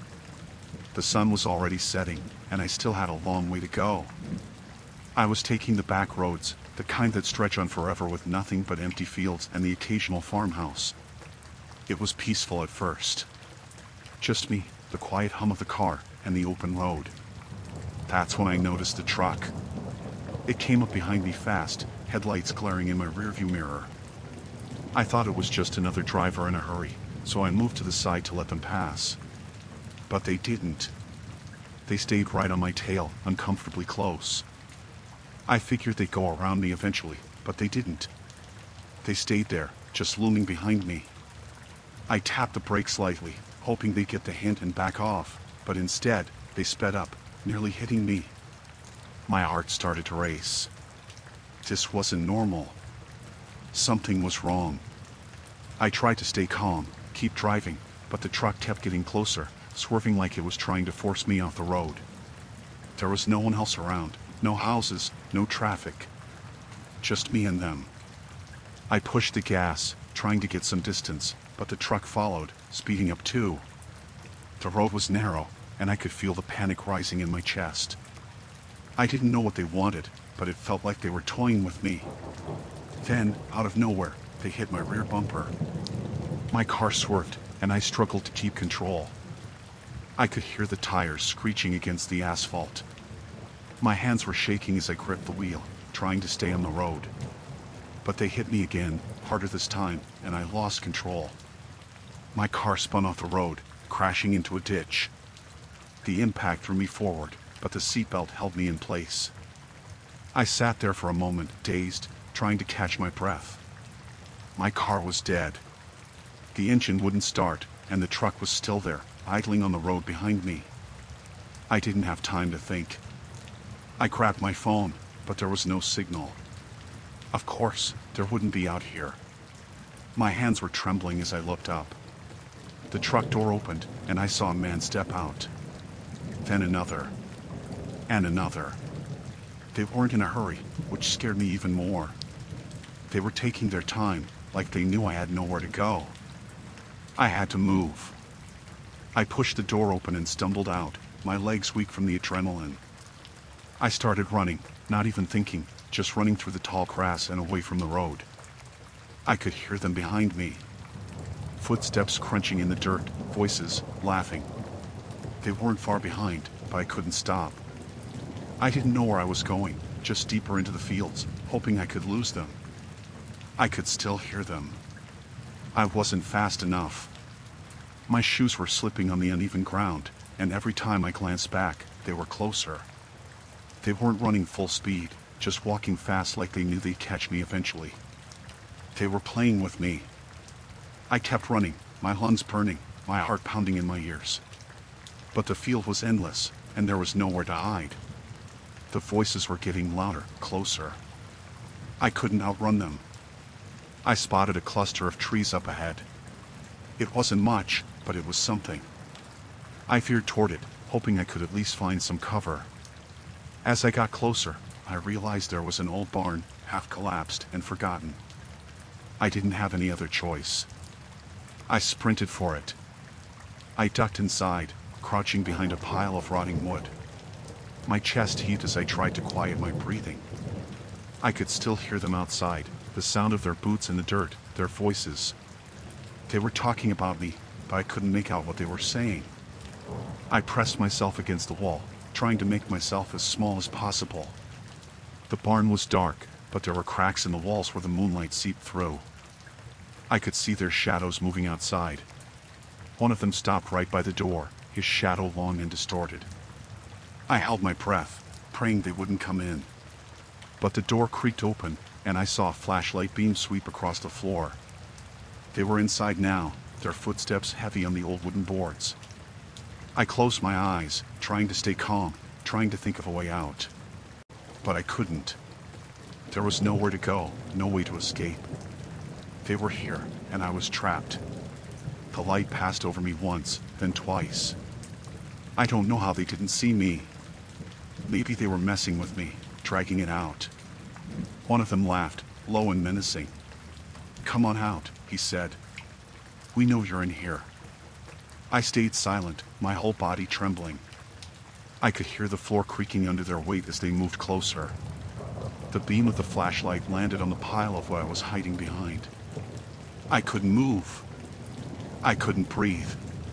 Then, by some miracle, they turned around. One of them muttered something, and they all left. Just like that. I stayed there, frozen, until I was sure they were gone. When I finally moved, I was stiff and sore. I peeked out of the barn, looking for any sign of them.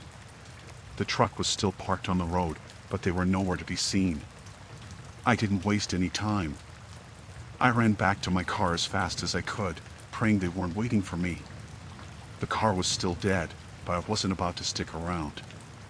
I grabbed my bag and started walking back down the road, hoping I could find help, hoping I could get away. I don't know how long I walked, but eventually, I saw headlights in the distance. A car was coming toward me. I was terrified it was them again, but I had no choice. I stood in the middle of the road, waving my arms, hoping whoever it was would stop. The car slowed down, and for a moment, I thought it might be over.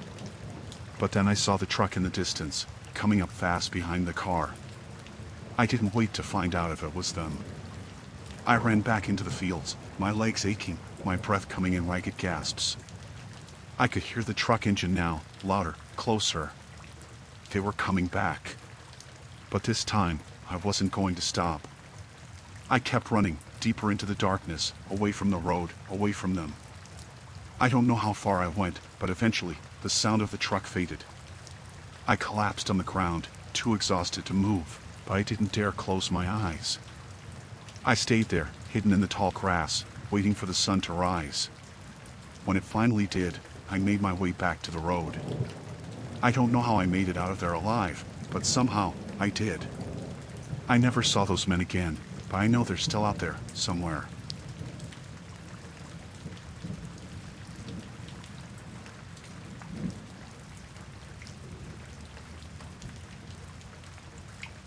I rented a small cabin in the woods. It was isolated, which is what I needed. Work had been stressful, and I figured a few days away from everything might help. The cabin was basic but comfortable. No Wi-Fi, no cell service, just me, some old furniture, and the woods. Perfect for clearing my mind. The first night was quiet. I sat on the porch, watching the trees sway in the wind. The air was cool, and all I could hear were crickets and the occasional rustle of something small in the bushes. I went to bed early, feeling relaxed for the first time in weeks. The next morning, I noticed something strange. My shoes, which I had left by the door, were now on the other side of the room. I didn't think much of it at first. Maybe I had kicked them there in the night or just didn't remember moving them. I shrugged it off and made some coffee. Later that day, I went for a walk in the woods. I followed a small path that led deeper into the forest, enjoying the peace and quiet. When I got back to the cabin, though, I felt off. I couldn't put my finger on it, but something didn't feel right. The air inside felt heavier, like someone had been in there while I was gone. I checked the door. It was still locked. I told myself I was being paranoid and went about my evening. I made dinner, read a little, and tried to shake off the weird feeling. But when I sat down in the armchair to relax, I noticed the coffee mug I'd left on the table was gone. I found it in the sink, already rinsed out. I hadn't done that. I was sure of it. My hands started shaking a little, but I told myself there had to be a logical explanation. Maybe I had rinsed it out without thinking. It was possible, right? I decided to go to bed early again, hoping I'd feel better in the morning. But I didn't. When I woke up, the chair by the fireplace had been moved. Not just a little. It was facing the window now, like someone had been sitting there, watching the forest. I hadn't touched it. I was sure of that. I felt a pit in my stomach and started checking the cabin, opening closets, looking under the bed. Nothing. No sign of anyone else. But I couldn't shake the feeling that someone had been in there while I slept. I decided to leave for a bit, hoping some fresh air would calm me down. I spent most of the day outside, walking along the dirt roads near the cabin. I didn't see anyone. No cars, no other people. Just the trees and the sound of birds. It was peaceful, but I kept looking over my shoulder, half expecting to see someone following me. When I got back to the cabin, everything seemed normal at first. But when I went into the bathroom, I found the mirror covered in condensation, like someone had taken a shower. I hadn't used a shower that day. My heart started pounding. Someone had been in here. While I was out, someone had been in my cabin. I grabbed my keys and ran outside, looking around the property. There was no one. Just the same quiet forest, the same empty dirt road. But I knew what I had seen. Someone was messing with me. I didn't sleep much that night. Every sound made me jump. I lay in bed, staring at the ceiling, listening for footsteps, for the creak of the door. But nothing happened. The night stretched on, silent and tense. In the morning, I found my phone on the kitchen counter. I had left it in my backpack the day before. The battery was dead, even though I hadn't used it. I tried to charge it, but the charger didn't work. It was like the power in the cabin had been cut. I had had enough. I packed my things as quickly as I could, throwing everything into my bag. I didn't care about getting my deposit back. I just wanted to leave. But when I got to the door, it was locked from the outside. My heart dropped. I stood there, frozen, staring at the door. How was it locked from the outside? I hadn't heard anyone. I hadn't seen anyone. I tried the windows. They wouldn't budge. It was like they had been sealed shut. Panic started to rise in my chest. I was trapped. I banged on the door, shouting for help, even though I knew no one was around. There was no response, just the echo of my own voice in the empty cabin. I tried to calm down, to think. There had to be a way out. I wasn't going to just sit there and wait for whoever was messing with me to come back. I grabbed a chair and smashed it against the window. The glass shattered, and I climbed out, cutting my hands in the process. But I didn't care. I just wanted to get out of there. I ran to my car and tried the door. Locked. The keys were still in my pocket, but the lock wouldn't turn. It was like someone had jammed it. I looked around, half expecting to see someone standing there, watching me. But there was no one. Just the same quiet forest, the same empty road. I had no choice. I started walking, heading down the dirt road in the direction of the nearest town, miles away. Every step felt like it took hours, and I kept looking over my shoulder, expecting to see someone following me. But no one came. Eventually, I reached a main road and flagged down a passing car. The driver, an older man, looked at me like I was crazy when I told him what had happened. He drove me to the nearest police station, where I filed a report. But they didn't find anything.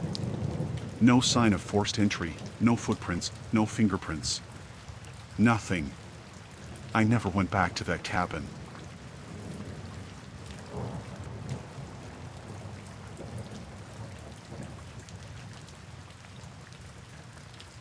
I had decided to go for a run on the mountain trail near my house. It was a beautiful, crisp morning, and I felt like I needed to clear my head.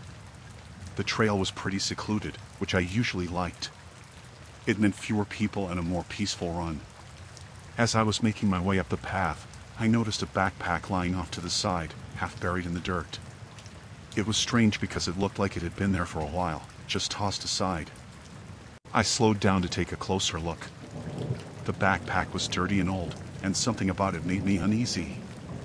I hesitated, but curiosity got the better of me.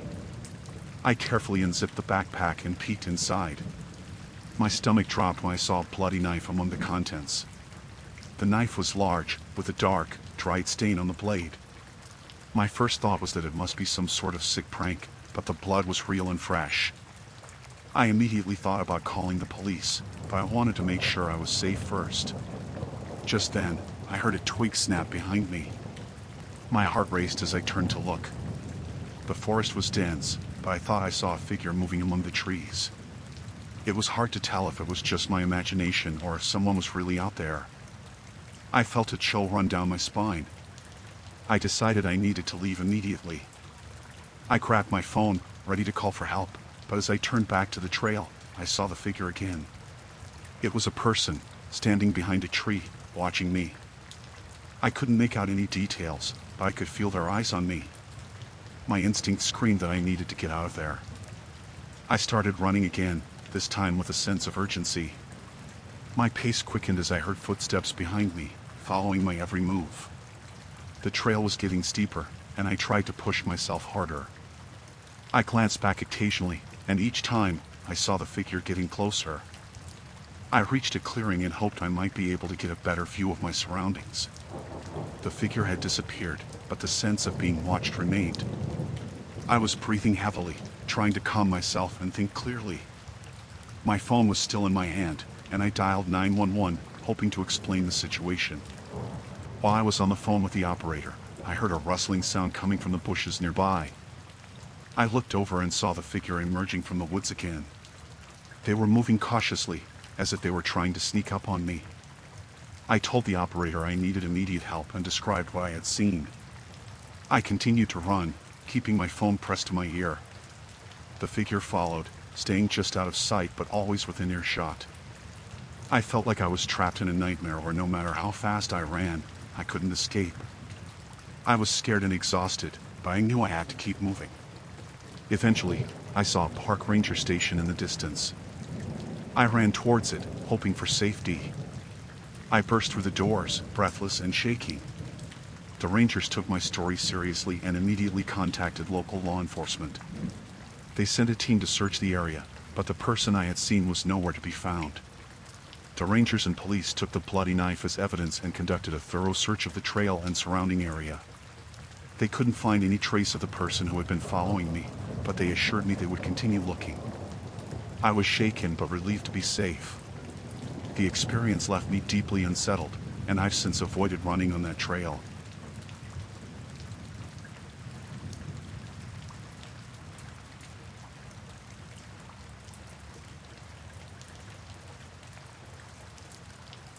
It was around midnight when I first heard the knock.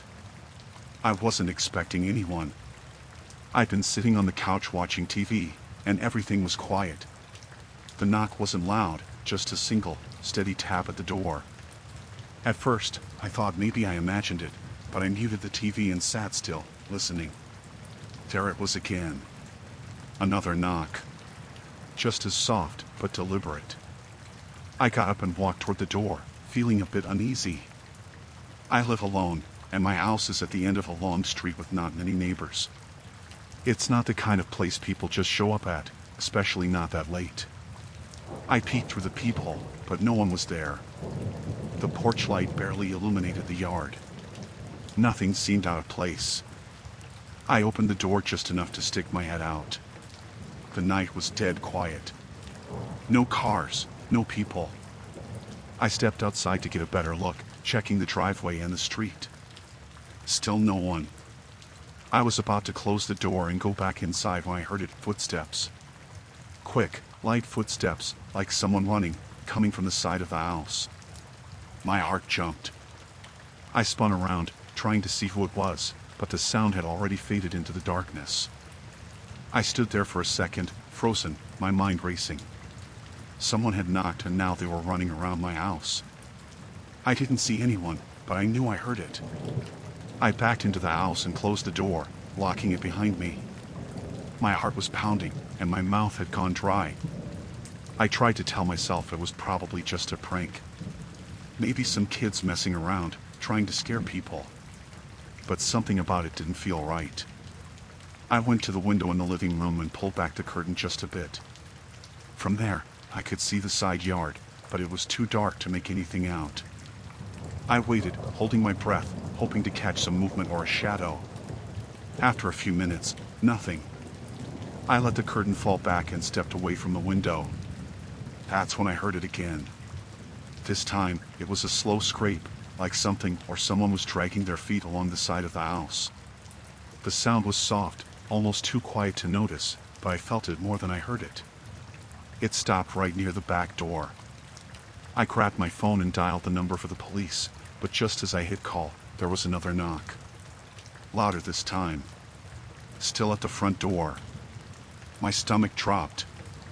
Whoever it was, they had circled back. I hung up the phone and stood there, staring at the door, unsure of what to do. The knock came again, louder. I didn't move. The silence in the house was thick. Then, for the first time, I heard a voice low, almost whispering, but clear. It was right outside the door. Open up. I backed away, panic rising in my chest. I didn't recognize the voice, and it sounded strange, not quite right. Like whoever it was forcing themselves to speak calmly. I moved to the kitchen, grabbed the biggest knife I could find, and held it tight. There was a long pause after the voice. No more knocking, no more footsteps. Just silence. I stayed still, barely breathing, waiting for something to happen. Then, slowly, I heard the footsteps again, this time going around the side of the house, like they were circling me. Whoever it was knew I was in there. They were toying with me. I tried to convince myself it had to be someone messing around, but it was too late for that. The situation felt wrong. It wasn't just some prank. It felt deliberate, like they were waiting for me to slip up, waiting for me to open the door or leave a window unlocked. I moved toward the back of the house, where I could keep an eye on the back door and the windows. I checked all the locks again. Everything was secure. But then I heard the footsteps stop. Dead silence. They had stopped right outside the kitchen window. I didn't dare look out. I could feel my pulse in my ears. I held the knife tighter, not sure what I'd do if they tried to break in, but ready for anything. I stood there for what felt like forever, but nothing happened. Finally, after what must have been 10 minutes, I heard the footsteps again. Slow this time, moving away from the house, toward the street. I stayed frozen, listening. The footsteps grew fainter until I couldn't hear them anymore. I waited a few more minutes before I even moved. When I finally did, I crept back to the living room and peeked through the window again. Nothing. The street was empty, and there were no signs of anyone. My heart was still racing, and I couldn't shake the feeling that whoever it was still out there, watching, waiting for another chance. I spent the rest of the night sitting on the couch with all the lights on, the knife in my lap. I didn't sleep. I couldn't. Every creak of the house made me jump, and every gust of wind sounded like those footsteps coming back. By morning, I was exhausted, but I was still on edge. I called the police and told them what had happened, but there wasn't much they could do. They came by, took a look around the property, but didn't find anything. No footprints, no evidence that anyone had been there. It was like it never happened. But I know it did.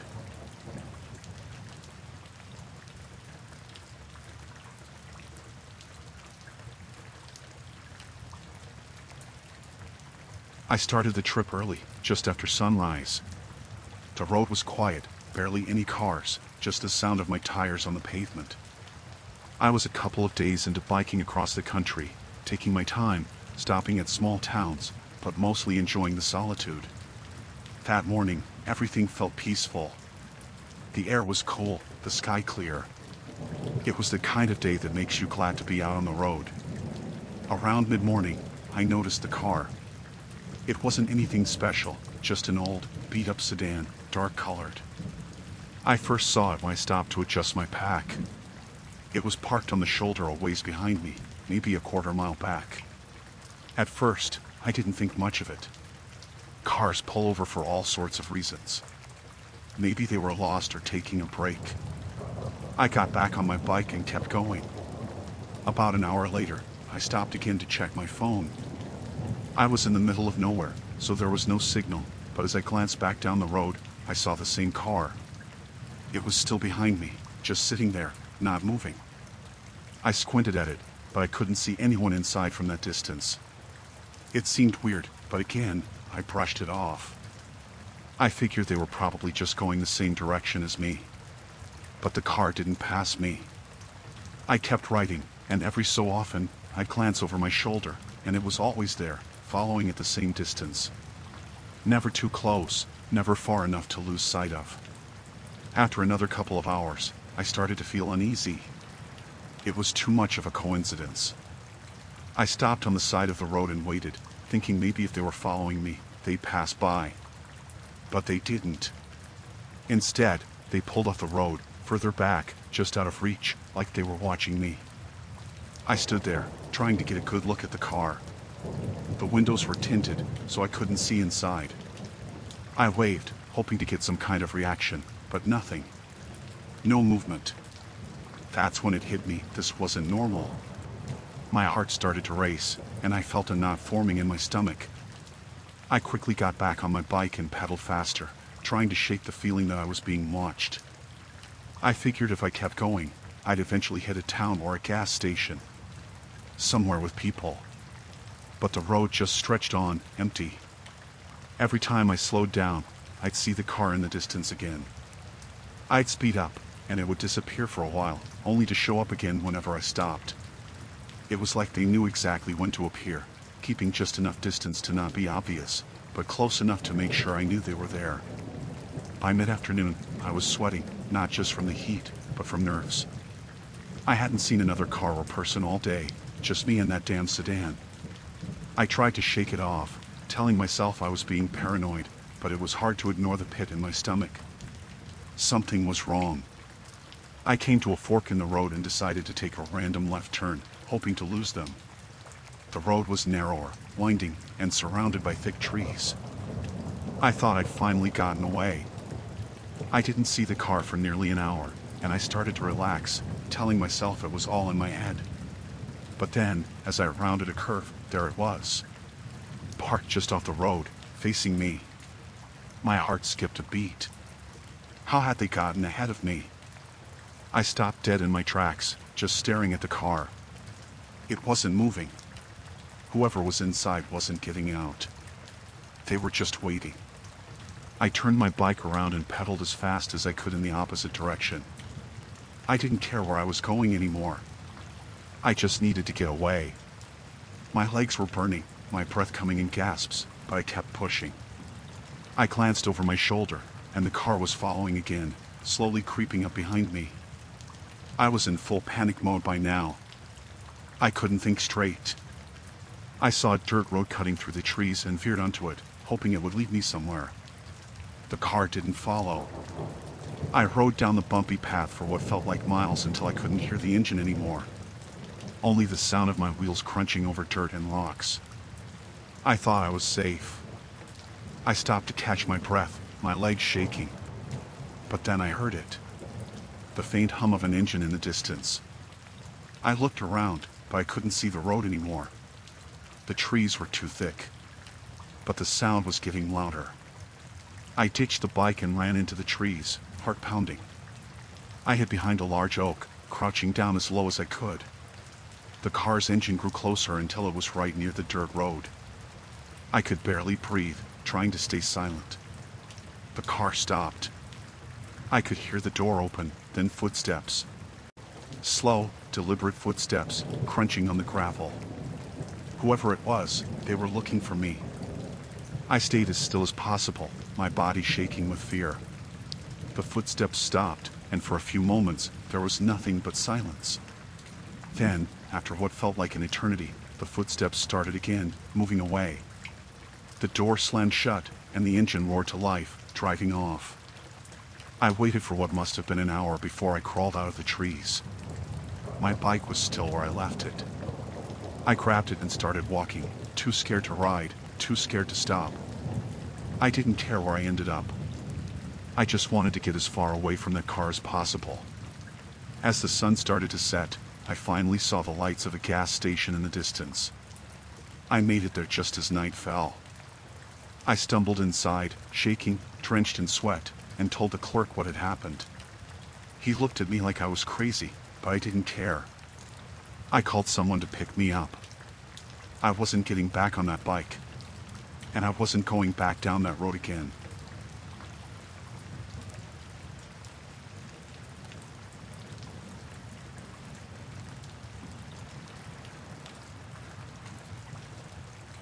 I went camping alone last month. I'd done it a few times before, nothing too far from a main trail, but I liked the peace. This time, I found a spot deeper in the woods, a good couple of hours hike from where I parked. It was quiet, no one else around. I set up my tent, got a fire going, and just relaxed as the sun started to set. The night felt normal. After dinner, I sat by the fire for a while, just staring at the flames, listening to the forest. The usual sounds of bugs and wind through the trees. It was comforting, in a way. I wasn't scared, not then. I crawled into my tent around 10, zipped it up, and settled in my sleeping bag. The air was cool, the night completely still. I fell asleep pretty quickly. I don't know how long I was asleep before I heard it, the zipper. It wasn't loud at first, just a faint metallic sound, but enough to jolt me awake. My heart was pounding before I even fully opened my eyes. At first, I thought maybe it was the wind or an animal messing with the tent. But then I heard it again, the slow, deliberate pull of the zipper coming from the entrance. Someone was opening my tent. I froze. My mind raced, trying to make sense of it. I hadn't heard anyone approach. I hadn't seen anyone all day. But there it was, the zipper moving, inching down, and I could hear soft breathing just outside. I knew I didn't have time to think. I shot up, scrambling out of the sleeping bag, and bolted through the back flap of the tent. I didn't even look behind me. I just ran, barefoot, into the trees, the cold ground sharp against my feet. The adrenaline kept me moving, my body buzzing with fear. I ran until my lungs burned, finally stopping behind a large tree. My heart was pounding so hard it hurt, and I forced myself to listen. For a while, there was only silence. Then I heard something. It wasn't footsteps, more like rustling. Someone was moving through my camp, searching. I slowly peeked around the tree and saw a figure by my tent, crouched low. They weren't doing anything, just sitting there, like they were waiting. My eyes strained in the dark, trying to make sense of it. The figure didn't move. I stayed hidden, not daring to breathe. After what felt like forever, they stood up and walked into the trees, heading in the opposite direction. I waited for them to disappear completely before I crept back toward my camp. My hands were shaking as I got closer, eyes darting to every shadow. When I got to the tent, everything was gone. My backpack, my food, even my boots. They had taken everything. I felt a sick panic rising in my chest. I was alone, miles from anyone, with no supplies, and someone had just been here. They were still out there. I crouched down by the tent, trying to think of what to do next. My phone was in my backpack, and I had no way to call for help. My mind raced, going over my options. I couldn't stay here. Whoever it was could come back. I didn't want to wait to find out what they'd do if they did. As I was trying to figure out where to go, I heard a snap, a branch breaking, off to my left. My head whipped around, and there, standing just at the edge of the trees, was the same figure. They were just watching me, not moving, their face hidden by the shadows. My body went cold. They knew I had nothing, no way to defend myself, and they weren't in any rush to leave. We just stared at each other for what felt like minutes. Then they took a step toward me. That's when I ran. I didn't have a plan. I just knew I had to get out of there. I sprinted down the path I'd taken earlier in the day, not caring about the rocks cutting into my feet or the branches scratching my arms. My breath came in gasps, each one feeling harder than the last. But I didn't stop. I couldn't. Behind me, I could hear them. Footsteps, fast and heavy, crashing through the undergrowth. They were chasing me. I pushed myself harder, praying I could outrun them, praying I could find something, anything that would give me a chance to get away. The footsteps got closer, so close I could almost feel them behind me. I didn't dare look back. My legs were burning, and I felt like I was going to collapse, but then, through the trees, I saw the trailhead.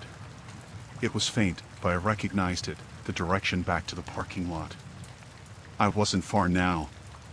I forced my body to keep moving, even as the footsteps grew louder. I could hear their breathing now, harsh and ragged, just behind me. I thought for sure they were going to grab me, pull me down into the dark. But then, just as I reached the clearing, the footsteps stopped.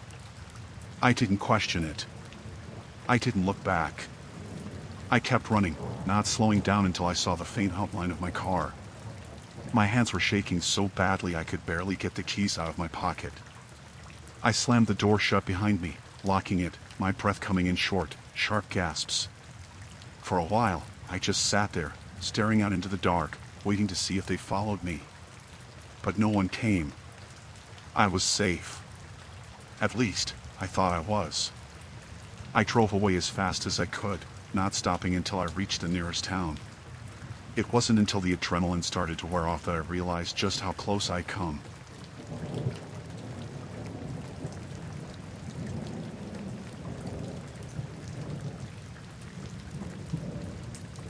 I had been hiking the Appalachian Trail for about 3 days. It was early autumn, and the weather was perfect, cool mornings, warm afternoons, and the leaves just starting to turn. I wasn't in a rush, just taking my time. I'd always wanted to do this, hike the trail on my own, clear my head. I wasn't in the best place mentally, so this trip was supposed to be a break from everything.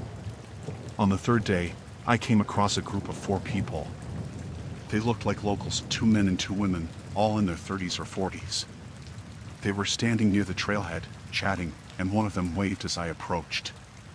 They seemed friendly enough, asked how my hike was going, where I was headed. I told them I was just following the trail, taking it slow, enjoying the quiet. One of the men, who introduced himself as Ray, said there was a better spot to camp a little off the trail, a place with fewer people, a great view of the valley. He said most people missed it because it wasn't marked on the map. The others nodded along, like they were all in on some local secret. They didn't seem threatening, just friendly, eager to show me a place I wouldn't find on my own. I didn't see any reason not to trust them. I'd read that locals were often helpful to hikers, offering advice and even directions to hidden spots. So, when they offered to show me the way, I agreed.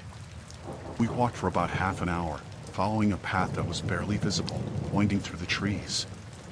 They made small talk, asked about where I was from, what brought me to the trail. It all felt normal, but there was something nagging at the back of my mind. Something about how quiet the woods had gotten, how the air seemed heavier the further we went. After a while, the path started to disappear completely. It became just leaves and undergrowth, no sign that anyone had walked there before. I slowed down a bit, starting to feel uneasy. Ray noticed and smiled at me, saying we were almost there. But his smile didn't reach his eyes. The others had stopped talking by then. They were walking in front of me, their backs to me, silent. I felt a chill run down my spine, but I told myself I was overreacting. It was just an unfamiliar part of the woods, that's all. Eventually, we reached a small clearing. It wasn't much of a view, just some rocks and trees, no valley like they'd mentioned. I looked around, confused, and asked if this was the spot they'd been talking about.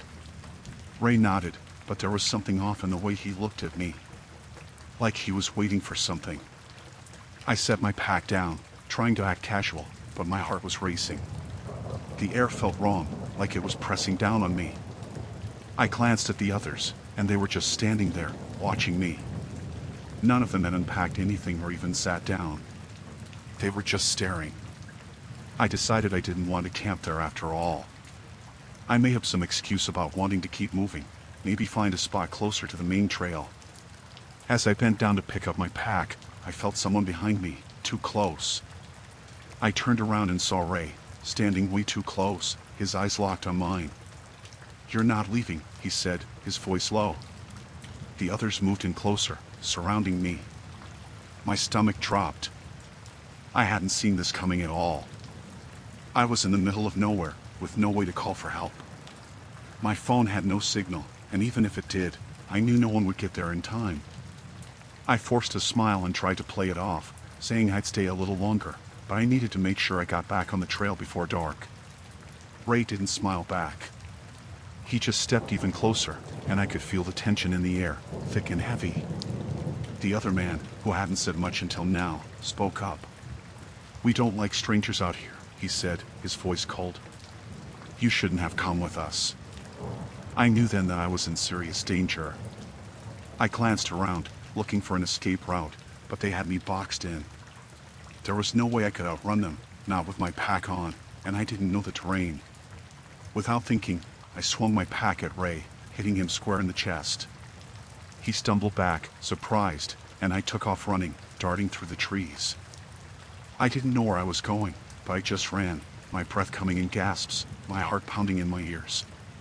Behind me, I heard them shouting, crashing through the undergrowth as they chased me. My legs were burning, my lungs on fire, but I couldn't stop. I didn't dare look back, didn't want to see how close they were. The woods were thick, branches whipping in my face and arms as I pushed through. I tripped over roots, stumbled on rocks, but somehow I kept going. I didn't know how far I'd run or where I was, but I couldn't stop. I wouldn't. Eventually, I found myself back on the trail, though I had no idea how I'd gotten there. I didn't hear them anymore, but I didn't slow down. I kept running until I was sure they weren't behind me, until my legs finally gave out, and I collapsed on the path, gasping for breath. I didn't sleep that night. I set up camp just off the trail, but I didn't feel safe. Every sound made me jump, every rustle of leaves or snap of a twig sent my heart racing. I kept my knife in my hand, ready for anything. The next morning, I packed up and left. I didn't bother with the rest of the hike.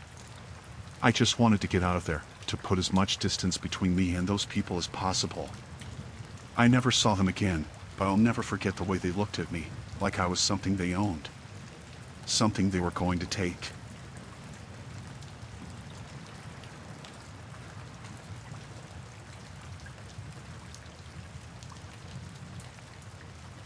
I was on the overnight train from one city to another, a trip I'd made before but never alone. It wasn't something I was particularly worried about. Trains were safe, mostly full of people just trying to get from one place to the next. I'd booked a sleeper compartment, one of the small ones with just 2 bunks, figuring it would be more comfortable than sitting upright all night. When I boarded, I noticed a man already in the compartment. He was sitting on the lower bunk, his bag tucked under the seat, and didn't look at me when I came in. He was quiet, didn't say a word. He just stared out the small window at the platform while I struggled to get my suitcase into the storage above the upper bunk. I felt awkward, waiting for him to at least acknowledge me, but he didn't. His silence was odd, but I brushed it off. Maybe he was tired or didn't want to make small talk, which I could respect. The train lurched forward not long after, and I settled on the top bunk with a book. The man stayed below, still looking out the window, even though all there was to see now was darkness. It was late enough that I figured he'd go to sleep soon, and I'd have some peace. I read for a while, trying to relax, but I couldn't help feeling aware of his presence. There was something about the way he sat, so still, not even shifting in his seat, that unsettled me. After a while, I couldn't read anymore, so I decided to turn in. I climbed down, went to the small bathroom at the end of the car, and when I came back, the man was still in the exact same position, still staring at the window. I climbed back up to my bunk and turned off the small light by my bed. The only sound was the steady clacking of the train on the tracks, which should have been soothing, but it wasn't. I lay there for what felt like hours, unable to sleep. Every time I shifted, the mattress creaked, and I was hyper-aware of every movement I made. I kept telling myself it was stupid to feel so on edge. The guy hadn't done anything. But something was gnawing at me, a feeling that something wasn't right. I rolled over quietly and peeked over the edge of my bunk, just to see if he was asleep. He wasn't. He was still sitting upright, staring at the wall across from him, his face in shadow, but I could see his eyes. He was looking up, directly at me. I pulled back, heart pounding, and lay there, trying to calm myself. Maybe he had just glanced up at the wrong moment, maybe he wasn't actually watching me. I told myself I was being paranoid. But then I heard a rustle, a slight sound of movement below, and I knew he was still awake. I wanted to believe it was all in my head, that I was just spooking myself because of the darkness and the strange situation. But the more I listened, the more I was sure of it. He wasn't just awake, he was shifting in his seat, ever so slightly, like he was trying not to make any noise. I could hear the faint sound of his breathing now, slow and measured. It wasn't the deep, relaxed breathing of someone drifting off to sleep. It was too controlled.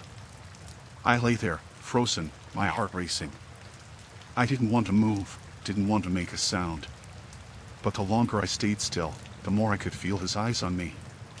Every muscle in my body tensed, and I thought about what to do. Should I confront him? Should I get out of the compartment and find the conductor? But if I left, I'd have to pass him, and I didn't want to be anywhere near him. I didn't know how much time passed, but I heard him stand up, the slight creak of the bunk under him, and then a soft step.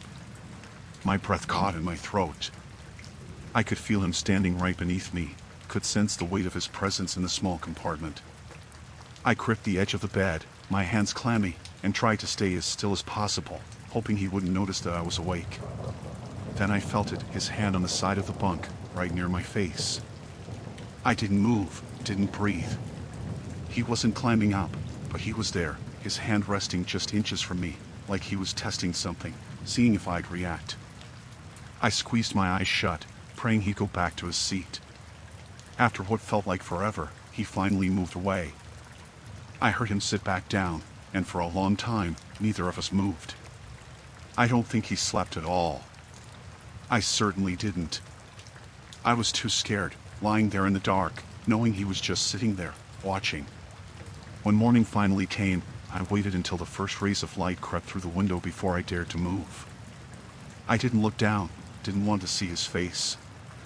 I quickly grabbed my things and slipped out of the compartment, heading straight for the conductor's car. I stayed there until the train pulled into the station. When I got off, I looked back at the train, but I never saw him again. I don't know what his deal was or what he wanted, but I know I'll never forget that feeling.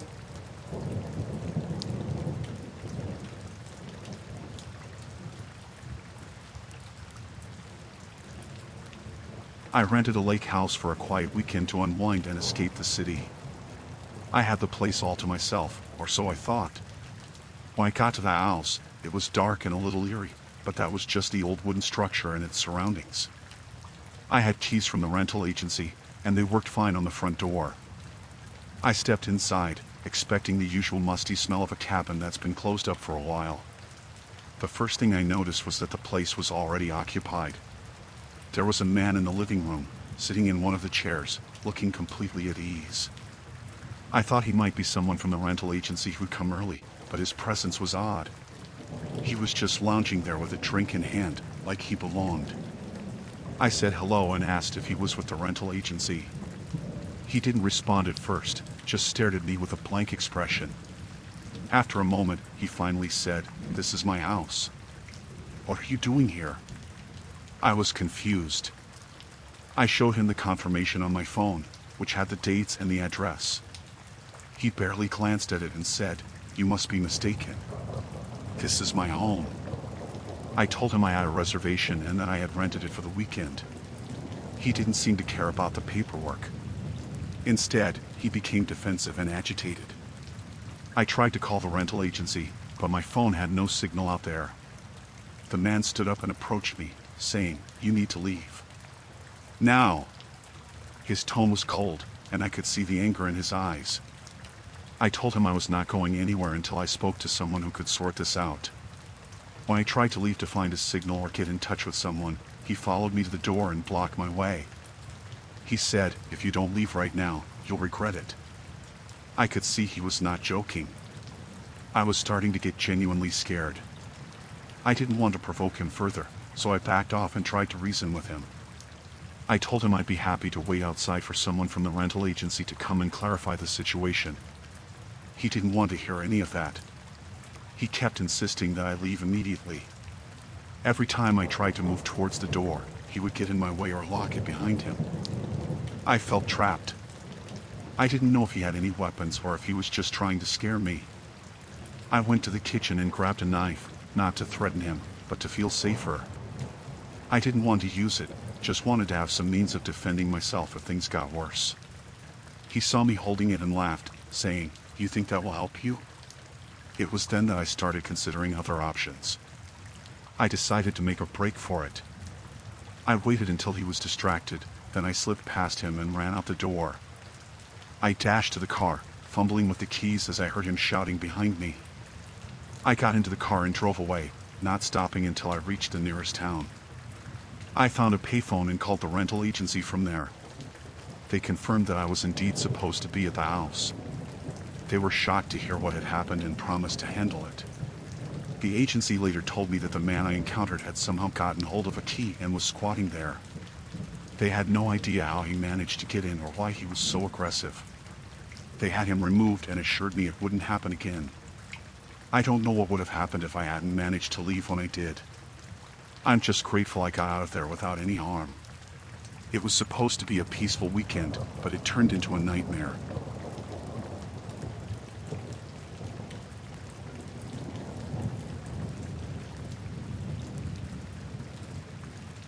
I went on a solo boat trip around the Florida Keys, hoping for some peace and solitude. I rented a small motorboat for a day, planning to explore some of the quieter, more secluded spots. The first few hours were perfect, calm water, clear skies, and just the sound of the boat's engine. Around midday, I noticed another boat not too far behind me. At first, I didn't think much of it. The Keys are popular, and boats are everywhere. But as time went on, I noticed the boat wasn't really moving away. It seemed to be following me. I tried to brush it off.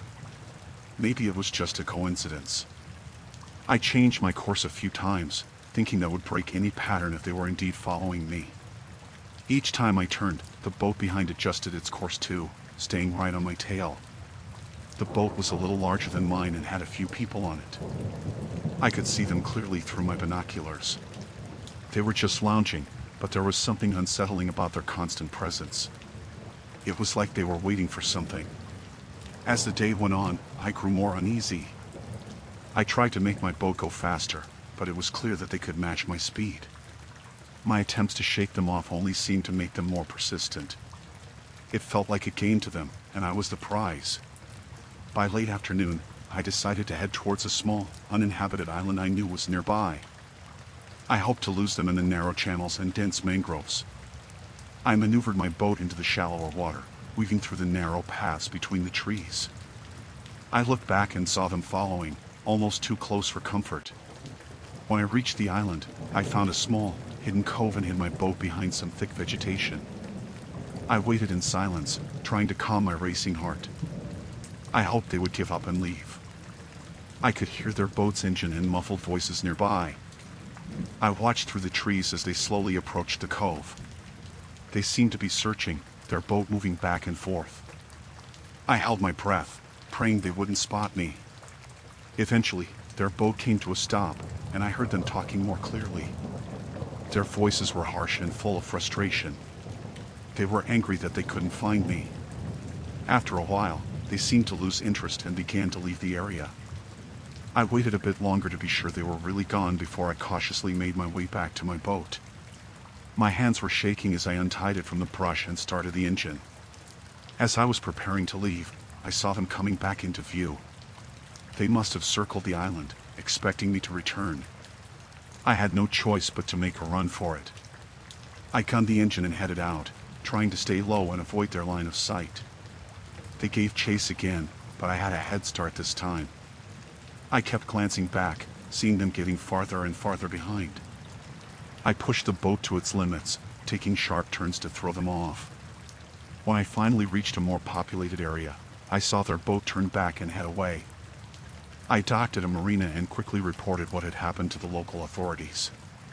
They assured me they would keep an eye out for any suspicious activity. I was shaken but relieved that I had managed to escape. It was supposed to be a relaxing day on the water, but it turned into a terrifying experience. I never found out who they were or what they wanted, but I'm just grateful I got out of there safely.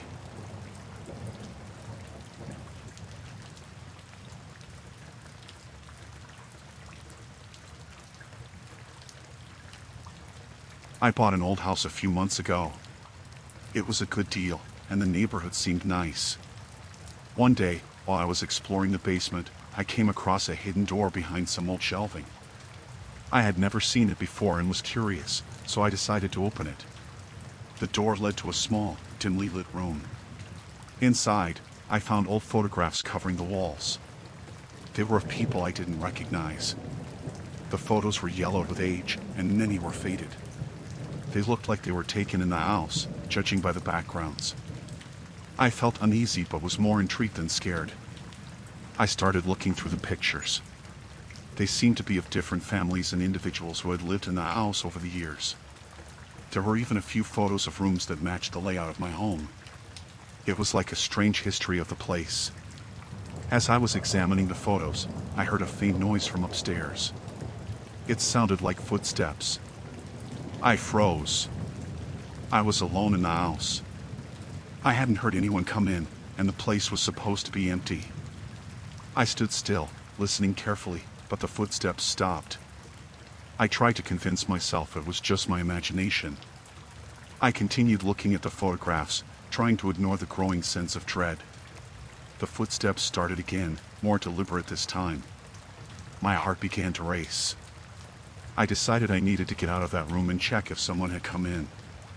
I turned to leave, but as I was heading back to the hidden door, I heard a loud creak from above. It sounded like someone had walked across the floor. I quickly grabbed a flashlight and headed upstairs. The house was silent again, but I could feel my pulse quickening. I checked each room carefully, but there was no one there. Everything seemed in place. I went back downstairs, checking all the doors and windows to make sure they were locked. I found nothing out of the ordinary. I tried to convince myself it was just the house settling or some other natural noise. I went back to the hidden room and examined the photos again, but the eerie feeling remained. I couldn't shake the thought that someone had been in the house with me. I decided to leave the basement and lock up the hidden door. I made sure to secure the area and took a deep breath, trying to calm myself. I didn't want to stay in the house alone anymore, so I decided to go out for a while. As I was about to leave, I heard the footsteps again. They were definitely coming from upstairs. I quickly grabbed my phone and called the police. I told them there might be someone in the house, and they said they would send someone over to check it out. While I waited outside, I saw the police arrive and enter the house. They searched the entire place but found no one. They assured me that everything was secure and that I had probably heard some noise from the house settling. I stayed with a friend that night. The next day, I called a contractor to come in and make sure there were no hidden spaces or entry points that I hadn't noticed. He checked everything thoroughly and found nothing unusual. I never did find out what caused those footsteps. It's possible it was just my imagination playing tricks on me, or maybe it was something else. The photographs in the hidden room remain a mystery, and I haven't gone back to that basement since. I'm just glad I'm safe and that the house is secure.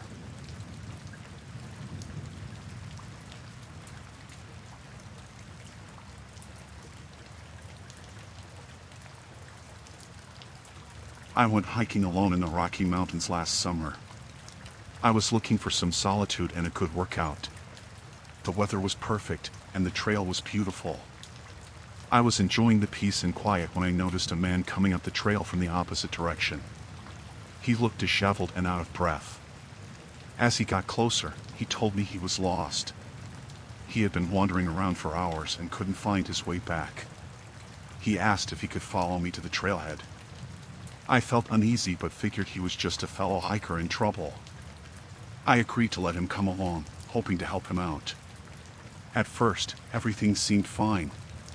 We talked a bit, and he said he was from a town a few miles away. I tried to make conversation to keep things friendly and make him feel more comfortable. However, I couldn't shake a nagging feeling that something was off. He kept glancing around and not really answering questions directly. As we continued down the trail, he started to get closer to me. He was now walking right beside me, which felt invasive. I slowed my pace, hoping to give him a hint that I needed space, but he just matched my speed. I tried to keep the conversation going to distract myself, but his responses became more short and abrupt. I began to notice that he seemed to be assessing the terrain, almost like he was planning something. His gaze was darting around, and he occasionally stopped to look behind us. It felt like he was keeping watch, but I couldn't understand why. The trail was remote, and there was no one else around. We were now miles away from the nearest sign of civilization, and my unease grew. I tried to stay calm and focused on the path. I figured it was best to get to the trailhead as quickly as possible. When I picked up the pace, he did too, still staying right next to me. He started talking more about how dangerous the mountains could be and how it was easy to get lost. His tone was odd, almost like he was trying to scare me. I laughed it off nervously, but I was seriously worried now. I began to think about my options for escape if things went south. Suddenly, he reached out and touched my arm. I jumped, startled. He said he was sorry, but he just wanted to make sure I didn't get lost too. I could see a strange look in his eyes. It was clear he was no longer pretending to be friendly. I tried to keep my composure and continued walking. My mind raced as I tried to think of a way to get away from him. I knew there were no other hikers around, and my phone had no signal. I couldn't call for help. I looked at the trail ahead and saw a spot where the path widened. I decided to make a break for it there, hoping to put some distance between us. As we reached the wider section of the trail, I quickened my pace. I could hear him behind me, getting closer. I glanced back and saw that he was running after me now. Panic set in, and I ran as fast as I could, trying to put as much distance as possible. I reached a point where the trail curved sharply, and I ducked off the path into the trees. I crouched down, hoping he hadn't seen where I went. I waited in silence, my heart pounding in my chest. I could hear his footsteps getting closer, then stopping. He was searching for me. I stayed hidden for what felt like hours, though it was probably closer to 20 minutes. I slowly made my way back to the trail, being as quiet as possible. When I finally felt safe, I moved quickly, keeping an eye out for any sign of him. Eventually, I reached the trailhead. My car was still there, and I didn't see anyone around. I got inside, locked the doors, and drove away as fast as I could. I didn't stop until I was back in town, where I told the police about the encounter. They said they would send someone out to investigate the area, but I never found out what happened to the man. That experience left me shaken, and I haven't gone hiking alone since. I learned the hard way that trusting strangers in remote places can be dangerous.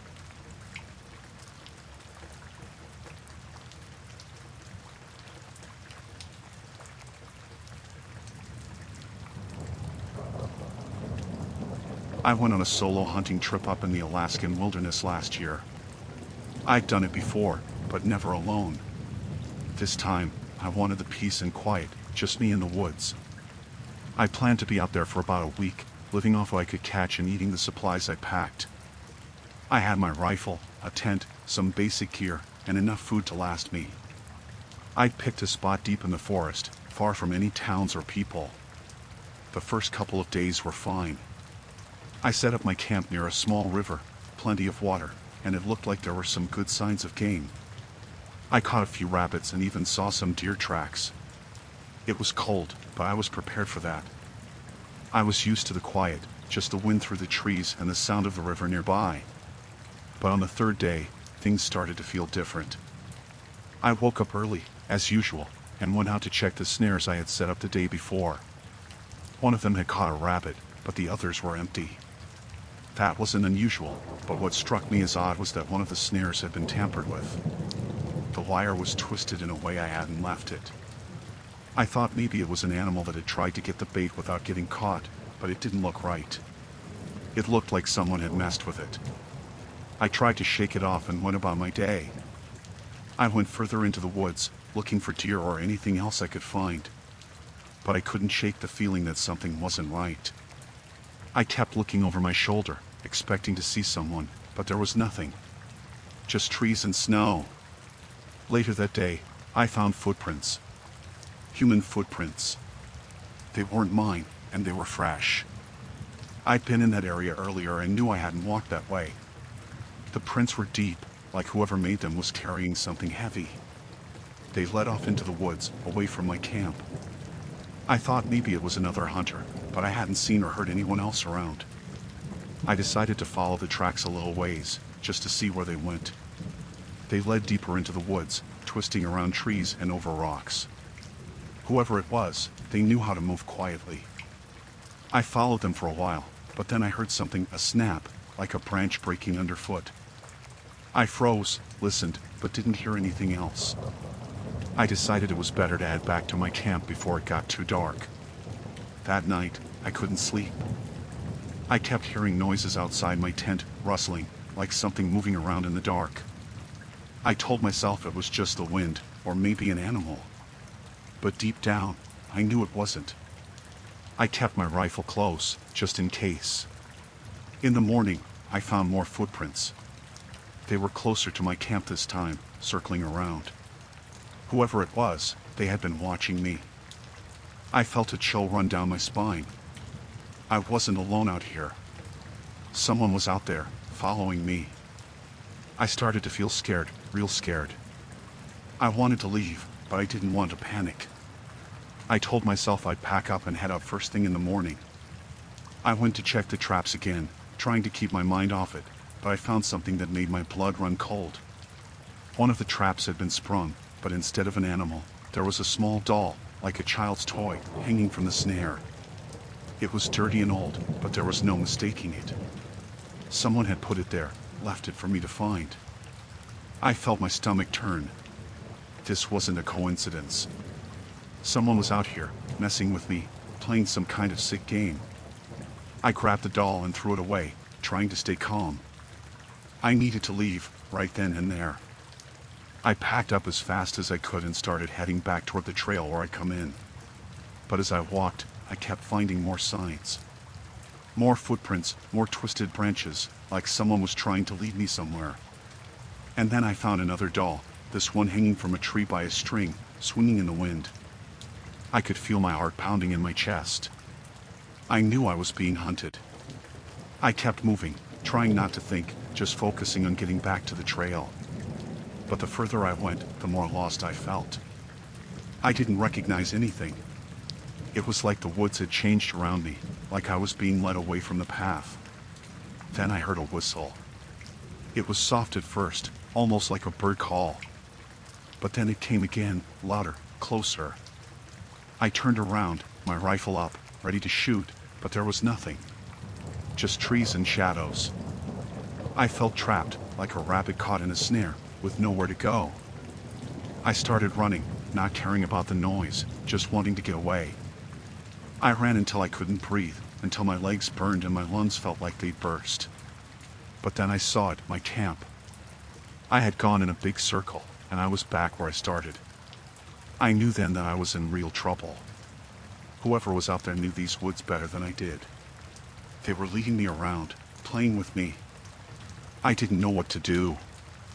I felt like a fool for coming out here alone. I tried to think, tried to come up with a plan. I could stay at my camp and wait it out, try to defend myself.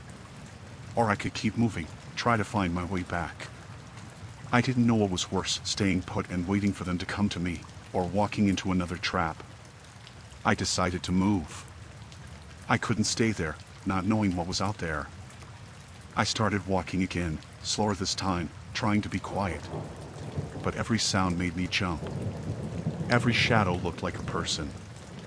I felt like I was going crazy.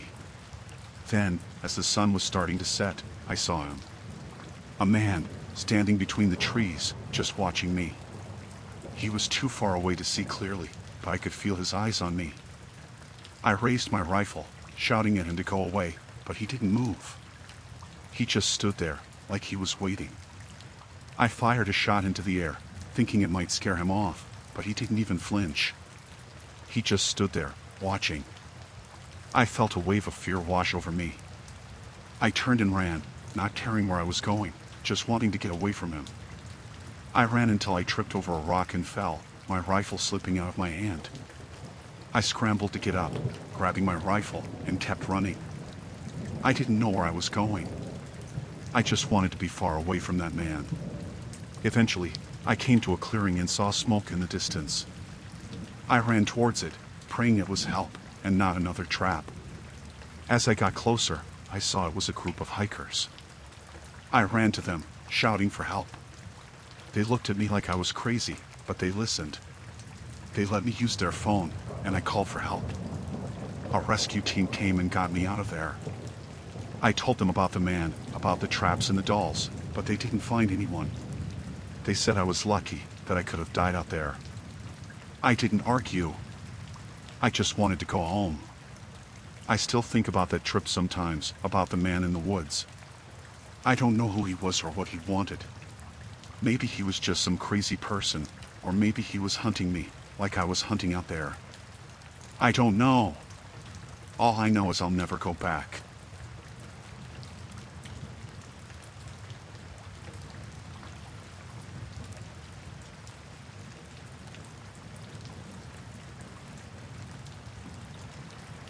Jake and I decided to spend a weekend in the Ozark National Forest. We packed our gear, drove out early Saturday morning, and found a perfect spot by a small creek. The forest was quiet and peaceful. We set up our tent, collected some firewood, and spent the afternoon hiking. That first night was calm. We sat by the fire, cooked dinner, and enjoyed the sounds of nature. The stars were bright, and everything felt right. We went to sleep without a worry. The next day, we explored more of the forest. We found a waterfall, took some photos, and just relaxed. By late afternoon, we returned to our campsite. It was still light out when we heard voices approaching. 3 men came into view. They looked like locals, dressed in worn clothes and heavy boots. They greeted us and asked if we were enjoying our stay. We nodded, trying to be polite. They seemed friendly at first, asking where we were from and how long we planned to stay. But then their questions became more direct. They wanted to know why we chose this spot and if anyone knew we were here. Jake answered, keeping his tone light, but I could see he was uneasy. The men exchanged looks, and their demeanor shifted. One of them, the tallest, stepped closer. He said we didn't belong here, that this was their territory. Jake tried to calm them, saying we meant no harm and would leave if they wanted. But they didn't seem satisfied. Another one, with a beard, laughed and said it was too late for that. My heart started pounding. Jake stood up, trying to keep the situation from escalating. He said we would pack up and leave right away. They didn't move. The tension was thick. Suddenly, the bearded one grabbed Jake by the arm. Jake pulled away, and I screamed. The third man, silent until now, told us to run. It sounded more like a command than advice. We didn't wait. We grabbed our backpacks and bolted into the forest. The men shouted behind us, their voices angry. We ran, not knowing where we were going, just trying to get away. The forest was darkening, and the terrain was rough. Branches scratched our faces and arms. We stumbled over roots and rocks. The sound of our pursuers grew louder. They were crashing through the underbrush, shouting threats. I could hear them getting closer, and panic set in. Jake pulled me to a stop behind a large boulder. We crouched, trying to catch our breath. The men were still searching, but we had a moment of quiet. Jake whispered that we needed to keep moving, to find a place to hide until morning. We continued, moving as quietly as we could. The forest was a maze of trees and shadows. Every sound made me jump. We found a narrow ravine and decided to follow it, hoping it would lead us to safety. The night was pitch black. We had no flashlight, and the moonlight barely penetrated the canopy. We stumbled and fell, but kept going. I could hear the men in the distance, but they seemed to be getting farther away. We found a small cave, just big enough for us to squeeze into. We huddled inside, listening. The forest was alive with sounds, but the men's voices were gone. We stayed there, too scared to move, too exhausted to keep running. Hours passed. The forest began to lighten with the approaching dawn. We cautiously emerged from the cave. The silence was eerie, but we had to keep moving. We had no idea where we were, but we needed to find a road or a trail. We walked for hours, the fear never leaving us. Every rustle made us jump. Finally, we heard the sound of running water. We followed it and found a stream.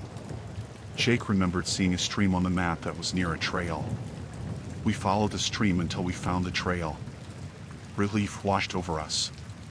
We quickened our pace, hoping to find other campers or a ranger station. After what felt like an eternity, we saw a clearing and, beyond it, a small parking area. A car was parked there, and a ranger was nearby.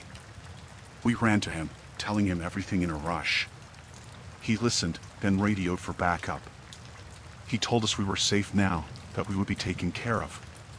The rangers found our campsite, but the men were gone. They took our statements and promised to patrol the area more frequently. They gave us a ride back to our car, and we left the forest behind. We never went back to the Ozarks. The memory of that night stayed with us, a reminder of how quickly a peaceful getaway can turn into a nightmare. We learned to be more cautious, to always be aware of our surroundings. But most of all, we were grateful to have made it out alive.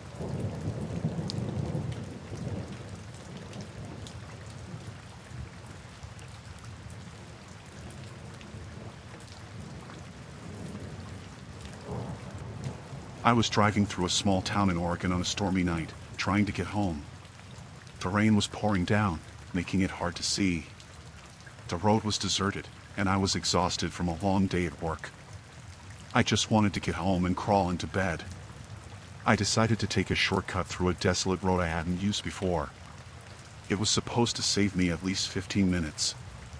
I knew it wasn't the best idea, given the weather, but I was tired and wanted to get home quickly. As I drove down the dark, empty road, I felt uneasy. The rain was coming down so hard that my wipers could barely keep up. I turned up the radio to distract myself, but it didn't help much. Suddenly, I saw flashing lights in my rearview mirror. It looked like a police car. My heart started to race. I wasn't speeding or doing anything wrong, so I couldn't figure out why I was being pulled over. I slowed down and pulled to the side of the road. The car behind me stopped, and a man in a police uniform got out. He walked up to my window, and I rolled it down just a crack. The rain was pouring in, and I could barely see his face. "License and registration, please," he said, his voice calm but firm. I fumbled with my purse, trying to find my wallet. My hands were shaking, and I dropped my wallet on the floor. I picked it up and handed him my license and registration. "Do you know why I pulled you over?" he asked. "No, sir," I replied, my voice trembling. I wasn't speeding or anything. He looked at my license and then back at me. "Your taillight is out," he said. "I need you to step out of the car." I hesitated. Something didn't feel right. The man's uniform looked strange, and his car didn't have the usual markings of a police car. But I didn't want to cause any trouble, so I slowly opened my door and stepped out into the rain. He grabbed my arm, his grip tight and painful. "Come with me," he said, pulling me towards his car. "Wait, what's going on?" I asked, panic rising in my chest. "I didn't do anything wrong."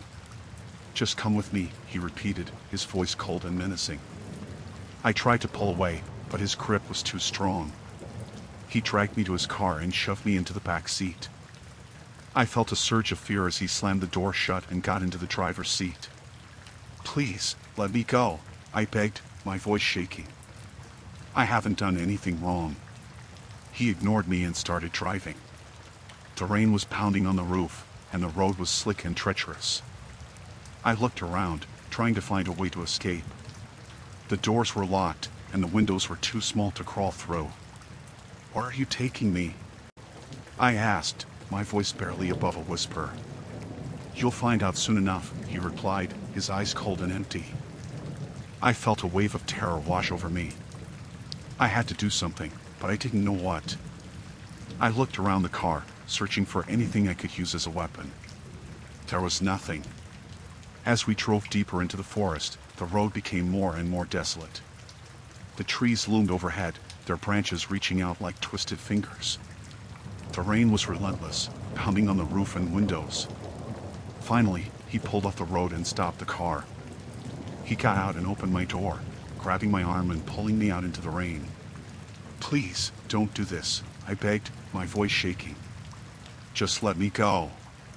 He ignored me and dragged me into the forest. The ground was muddy, and I stumbled as he pulled me along.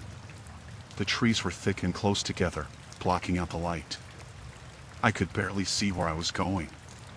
After what felt like an eternity, we reached a small clearing. He shoved me to the ground and stood over me, his eyes cold and calculating. "What do you want from me?" I asked, my voice trembling. He didn't answer. Instead, he pulled out a knife and held it to my throat. I felt a surge of panic, my heart pounding in my chest. "Please, don't do this," I begged, tears streaming down my face. "Just let me go." He smiled, a cold, cruel smile. "No one's going to find you out here," he said. "No one's going to hear you scream." I felt a surge of terror. I had to do something, but I didn't know what. I looked around, searching for anything I could use to defend myself. There was nothing. Suddenly, I remembered the pepper spray in my purse. I reached for it, trying to be as discreet as possible. My hand closed around the small canister, and I pulled it out. Before he could react, I sprayed the pepper spray in his face. He screamed and dropped the knife, clutching at his eyes. I scrambled to my feet and ran, my heart pounding in my chest. I didn't know where I was going, but I didn't care. I just had to get away. The forest was thick and dark, and I stumbled over roots and branches as I ran. The rain was pouring down, making it hard to see. I could hear him behind me, crashing through the underbrush. I ran faster, my lungs burning and my legs aching. I had to get away. Finally, I saw a light in the distance. I ran towards it, hoping it was a house or a road. As I got closer, I realized it was a cabin. I ran up to the door and pounded on it, screaming for help. The door opened, and an older man stood there, looking confused and concerned. "What's going on?" he asked, his voice calm and reassuring. "Please, help me," I gasped. "A man is trying to kill me." He looked over my shoulder and saw the man stumbling through the forest, clutching his eyes. "Get inside," he said, pulling me into the cabin and locking the door. We called the police, and they arrived a short time later. They arrested the man and took him away. I was safe, but I knew I would never forget the terror I felt that night. As I sat in the cabin, wrapped in a blanket and sipping a cup of tea, I felt a wave of relief wash over me. I was safe. I had survived. But I knew I would never take a shortcut through a desolate road again.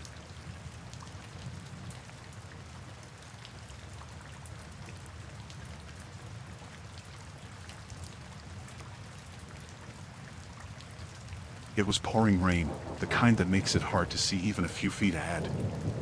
I was driving through the middle of nowhere in the Midwest, trying to get home after visiting my folks. The road was empty, not a car in sight, just endless fields on either side. The wipers were working overtime, but visibility was still terrible. Out of the corner of my eye, I saw a figure by the side of the road, drenched and holding out a thumb. A hitchhiker.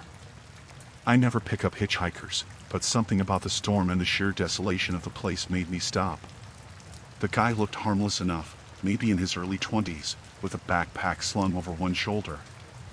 I rolled down the window a bit and asked him where he was headed. He said he was trying to get to a town about 50 miles down the road. He seemed friendly, grateful even. So, I unlocked the door and let him in. He climbed into the passenger seat, thanking me profusely. We drove in silence for a while, the rain pounding on the roof. He introduced himself as Jake, said he was coming back from visiting his sick mother. I nodded, made small talk about the weather, the storm. He seemed normal, a bit quiet, but nothing out of the ordinary. About 20 minutes into the drive, things started to change. Jake shifted in his seat, looking around nervously. He asked if we could take a detour, said he needed to pick something up from a friend's place. I told him it was late, and I wanted to get home, but he insisted. His voice had a new edge to it, almost demanding. I tried to brush it off, saying I didn't have time for detours. That's when he snapped. His friendly demeanor vanished, replaced by a cold, hard look. He reached into his backpack and pulled out a knife, holding it close to his side where I could see it but not easily reach it. "You're gonna drive where I tell you," he said, his voice low and threatening. My heart started pounding. This wasn't the friendly guy I had picked up. This was someone dangerous. I nodded, trying to keep calm. "All right, where do you need to go?" I asked, my voice shaking. He gave me directions, telling me to take a series of turns that led us off the main road and onto a smaller, dirt path. The road was rough, and the rain was making it worse. We drove for what felt like an eternity, the silence in the car heavy and tense. I kept glancing at him, trying to figure out a way out of this. The knife never left his hand, and his eyes were fixed on me, making sure I didn't try anything. Finally, we reached a clearing in the woods. There was an old, abandoned barn in the middle of the clearing. He told me to stop the car and get out. I did as he said, my mind racing, trying to come up with a plan. The barn looked like it hadn't been used in years, and there was no sign of anyone else around. He got out too, walking around to my side, the knife still in his hand. "We're gonna go inside," he said, nodding towards the barn. I had no choice but to follow. The rain was still coming down hard, making everything slippery and cold. Inside the barn, it was dark and smelled of damp and rot. Jake told me to sit down on an old crate while he rummaged through his backpack. I took the chance to look around, hoping for something I could use to defend myself. There was nothing, just old, broken tools and piles of hay. He pulled out some rope from his bag and tossed it to me. "Tie your feet," he ordered, pointing the knife at me. My hands were shaking so badly I could barely manage it, but I did as he said. He came over and checked the knots, then tied my hands behind my back. I asked him why he was doing this, trying to keep him talking, hoping to buy some time. He just smiled, a twisted, cold smile that sent chills down my spine. He didn't answer, just paced back and forth, occasionally glancing out the barn door. Minutes felt like hours. I tried to think of a way to escape, but with my hands and feet tied, there wasn't much I could do. The rain was still pounding outside, the storm showing no signs of letting up. Suddenly, he walked over to me and leaned in close, the knife pressed against my throat. "We're gonna wait here until morning," he said. "And if you try anything, I'll make sure you regret it." His breath was hot against my face, and I could see the madness in his eyes. I nodded, too scared to speak. He backed off, settling down on another crate, keeping the knife in his hand. I sat there, soaked and terrified, trying to figure out how I could get out of this alive. Hours passed, and he eventually dozed off, the knife slipping from his hand. I saw my chance. Slowly, I worked at the knots around my wrists, praying he wouldn't wake up. It took forever, but finally, I managed to free my hands. I looked around, desperate for anything I could use as a weapon. I found a rusty old pitchfork leaning against the wall. Quietly, I grabbed it, my heart pounding in my chest. I inched closer to him, the pitchfork raised, ready to strike. But just as I was about to make my move, he stirred and opened his eyes. He saw the pitchfork and lunged at me, but I was faster. I swung it with all my strength, hitting him in the shoulder. He screamed in pain, dropping the knife. I didn't wait to see what happened next. I ran, my legs barely holding me up, out into the rain and towards my car. I fumbled with the keys, finally getting the door open and jumping inside. I started the engine and tore out of there, the headlights barely cutting through the storm. I drove for miles, not daring to look back. Eventually, I found a gas station and called the police. They went to the barn, but by the time they got there, Jake was gone. They never found him, and I never heard anything more about him. I still have nightmares about that night, the rain, and the look in his eyes. I've never picked up another hitchhiker, and I never will.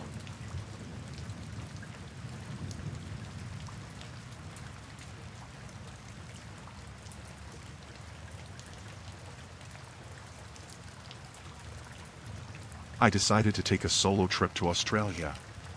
Exploring the outback had always been a dream of mine. After a few days in Sydney, I rented a car and drove out into the vast wilderness. The scenery was breathtaking, with red dirt roads stretching out to the horizon and the occasional kangaroo hopping by. It felt like an adventure I had always wanted. One afternoon, I pulled over at a small roadside stop to stretch my legs. As I was getting back into my car, an old pickup truck pulled up beside me. The driver was a middle-aged man with a friendly smile. He struck up a conversation, asking where I was headed. We chatted for a bit, and he offered to show me a shortcut to a beautiful, secluded spot he said tourists rarely visited. I hesitated, but he seemed genuine enough, so I agreed to follow him. We drove for about an hour, further and further away from the main road. The landscape became more desolate, and I started feeling uneasy. Finally, he pulled over and signaled for me to do the same. I got out of my car, and he pointed to a dirt track leading into the bush. "Just a short walk that way," he said, "and you'll find a hidden gem." I thanked him and walked down the track as he drove away. After a few minutes, I realized I couldn't see the road anymore. There was no hidden gem, just endless bushland. Panic set in when I tried to retrace my steps and found the path had disappeared. I was alone in the middle of nowhere. I shouted for help, but there was no response. My phone had no signal, and I had no idea which direction to go. Hours passed as I wandered, the sun beating down on me. I regretted not bringing more water. My mouth was dry, and I could feel the first signs of dehydration setting in. As night fell, the temperature dropped. I found a spot under a tree and tried to rest, but every sound made me jump. The rustling of leaves, the distant calls of animals, everything seemed like a threat. I barely slept, my mind racing with thoughts of how I had been so easily fooled. In the morning, I decided to keep walking, hoping to find some sign of civilization. My legs were sore, and my feet were blistered, but I pushed on. Around midday, I stumbled upon an old, abandoned shack. It looked like it had been empty for years, but I went inside, desperate for shelter. The shack provided little comfort. The roof leaked, and the floor was covered in dirt and debris. I found an old, rusted canteen and hoped there was still water in it. It tasted foul, but I drank it anyway. I needed to stay alive. Days passed in a blur. I rationed the little water I had and ate whatever scraps I could find. I kept hoping someone would find me, but no one came. My strength was fading, and I knew I couldn't last much longer. On the 5th day, I heard a noise outside the shack. I crawled to the door and saw a figure in the distance. Summoning all my remaining energy, I shouted for help. The figure turned and started running towards me. As they got closer, I saw it was a young woman with a backpack. She looked shocked to see me. She gave me water and food, and I told her my story. She was a backpacker, like me, and had gotten lost while hiking. We decided to stick together and try to find our way back. With her help, we navigated through the bush, finding signs of a trail. After 2 days, we stumbled upon a ranger station. The rangers were surprised to see us and quickly provided medical attention. They contacted the local authorities, and I was taken to a nearby hospital to recover. As I lay in the hospital bed, I reflected on my ordeal. The friendly local who had abandoned me was nowhere to be found. The ranger said it wasn't the first time something like this had happened. I was grateful to be alive, but the experience had changed me. I eventually made it back home, safe but scarred. The outback was no longer the adventure I had dreamed of. It was a harsh, unforgiving place that had nearly taken my life.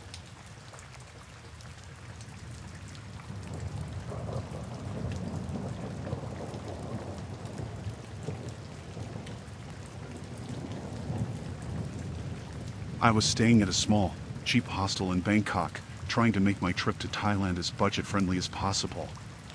The place was run down but had a certain charm, with a common area where travelers would gather to share stories. That's where I met Sarah. Sarah seemed friendly and approachable, a fellow traveler from Australia.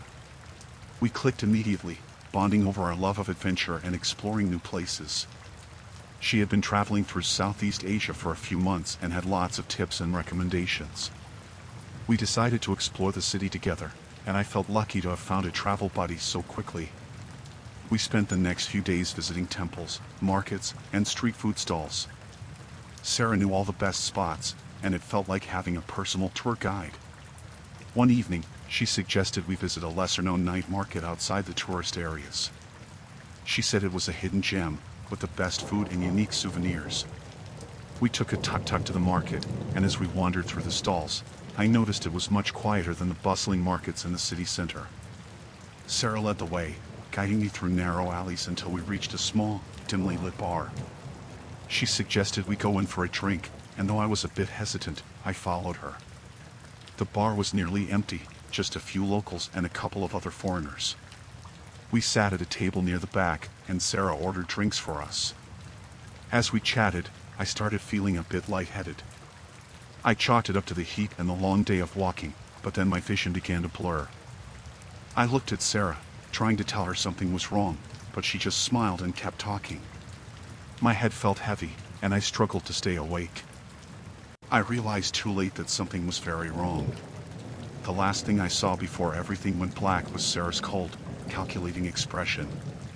When I woke up, I was in a dark, cold room. My hands and feet were tied, and my head was pounding. Panic set in as I tried to remember what happened.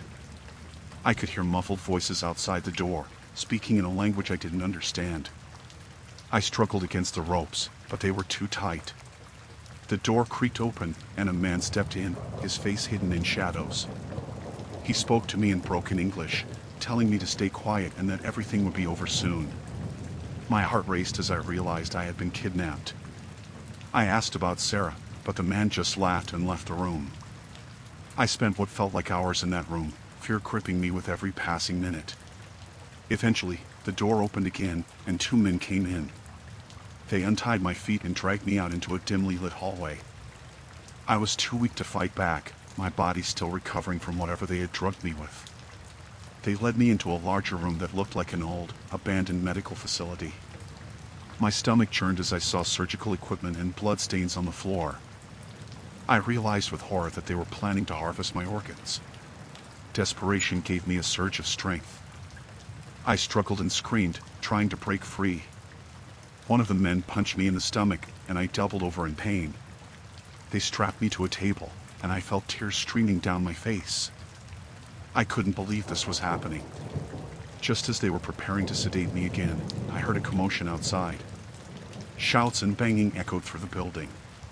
The men exchanged worried glances, and one of them left the room to check what was happening. The remaining men hesitated, clearly unsure of what to do. The door burst open, and a group of police officers stormed in. The man beside me tried to run, but he was quickly subdued. The officers untied me and helped me off the table, speaking calmly and reassuringly. They told me I was safe now, and that they had been tracking this organ trafficking ring for months. I was taken to a hospital, where I was treated for my injuries and monitored for any lasting effects of the drugs. The police explained that they had been tipped off by another traveler who had a close call with Sarah but managed to escape. They had been following her and finally found the hideout. Sarah and the men were arrested, and I was able to return home safely. The experience left me traumatized, and I struggled with nightmares for a long time. But I was grateful to be alive and determined to be more cautious in the future. Traveling is supposed to be about adventure and discovery, but I learned the hard way that not everyone you meet has good intentions. I'm still passionate about exploring the world, but now I'm much more careful about who I trust.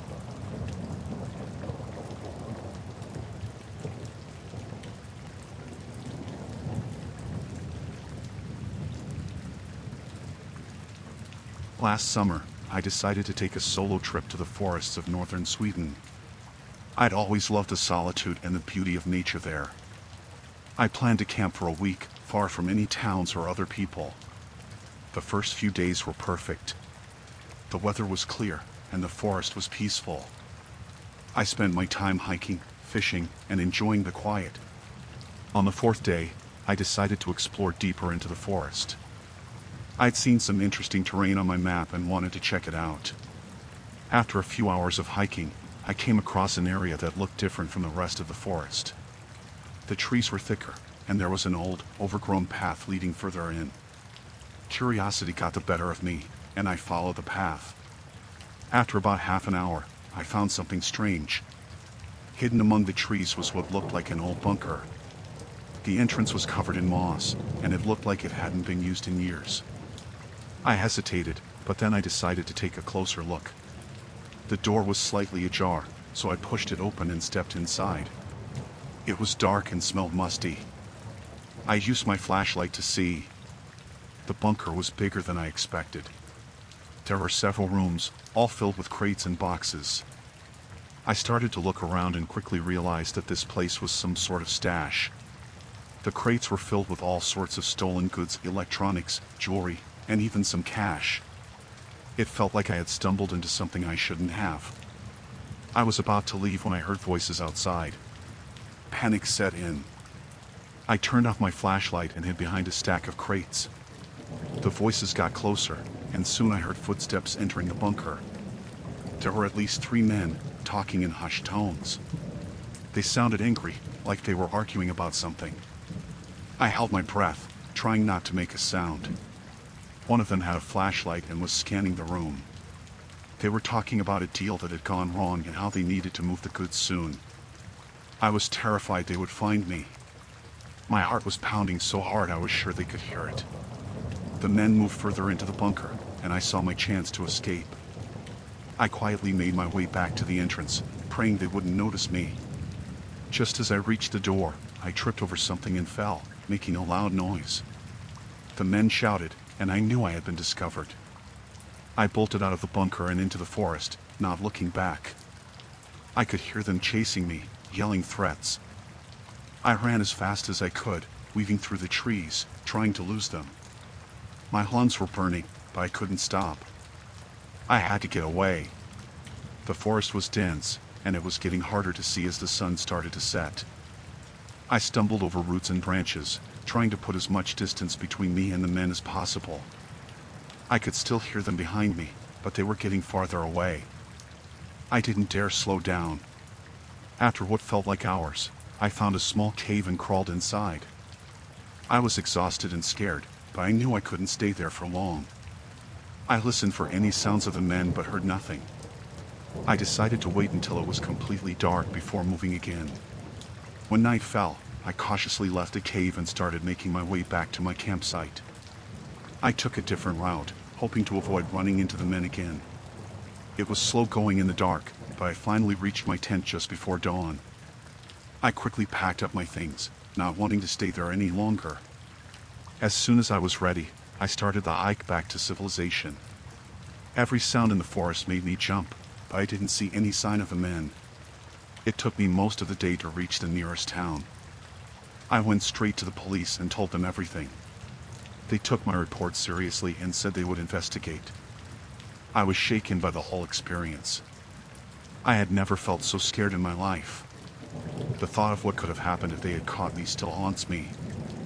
I haven't been able to go camping since then.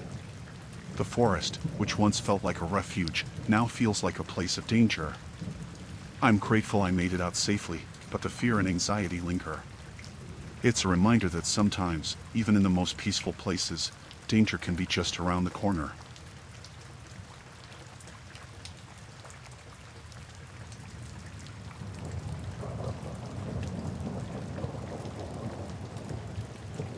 I had been looking for a vintage guitar for a while, something with character and a bit of history. Craigslist seemed like a good place to start, so I spent a few evenings browsing through ads.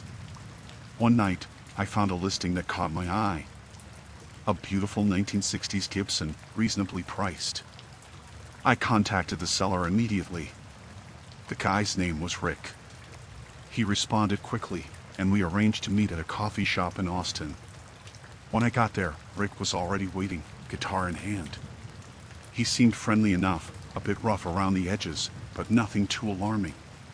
The guitar was in great condition, just as the ad had described. We chatted for a bit, and after some negotiation, I handed over the cash and took the guitar. As I was leaving, Rick asked if I lived nearby. I mentioned I was just a few miles away, in an attempt to make small talk. He nodded and said he hoped I enjoyed the guitar. I thought nothing of it and went on my way. When I got home, I couldn't wait to play. The guitar sounded amazing, even better than I had hoped. I spent the next few hours lost in music, completely forgetting about the world outside. It was late when I finally put the guitar down and decided to call it a night. As I was getting ready for bed, I heard a noise outside. It sounded like someone was moving around near my driveway. I peeked through the blinds and saw a shadowy figure near my car. My heart started racing. I tried to convince myself it was just an animal or maybe a neighbor, but deep down, I knew something was wrong. I turned off all the lights and stayed quiet, watching the figure. After a few minutes, the person moved closer to the house. I could see them more clearly now. It was Rick. He was trying to look through the windows, checking if anyone was home. Panic set in. I grabbed my phone and dialed 911, whispering to the operator about the intruder. They told me to stay calm and stay on the line until the police arrived. Rick started to move towards the back door, jiggling the handle. I could hear him cursing under his breath. I held my breath, praying he wouldn't get in. The minutes felt like hours. Then, I heard sirens in the distance. Rick must have heard them too because he bolted, running back towards the street. I stayed on the line until the police arrived, explaining everything to them as best as I could. The officers searched the area but didn't find Rick. They took my statement and assured me they would patrol the neighborhood for the next few nights. They advised me to keep my doors and windows locked and to call them if I saw anything suspicious. The next day, I couldn't shake the feeling of being watched. Every little noise made me jump. I decided to take some time off work and stay with a friend for a few days. I didn't feel safe at home. While I was away, I got a call from the police. They had caught Rick. Apparently, he had tried to pull the same stunt on someone else, but this time, the person fought back and managed to detain him until the cops arrived. They found several stolen items in his possession, including a few guitars. Hearing this brought some relief, but I still felt uneasy.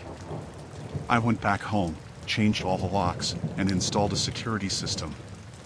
It took a while to feel comfortable in my own house again. The experience left me shaken, but it also made me more cautious. From then on, I was careful about who I dealt with, especially online. I never met strangers alone, always choosing public places with lots of people around. The guitar, as beautiful as it was, became a reminder of that terrifying night. I kept it, but every time I played, I couldn't help but think about how close I came to real danger. In the end, I was lucky. I got out safe, and Rick was caught. But the fear lingered, a constant reminder to stay vigilant and trust my instincts. It was a lesson learned the hard way, one I would never forget.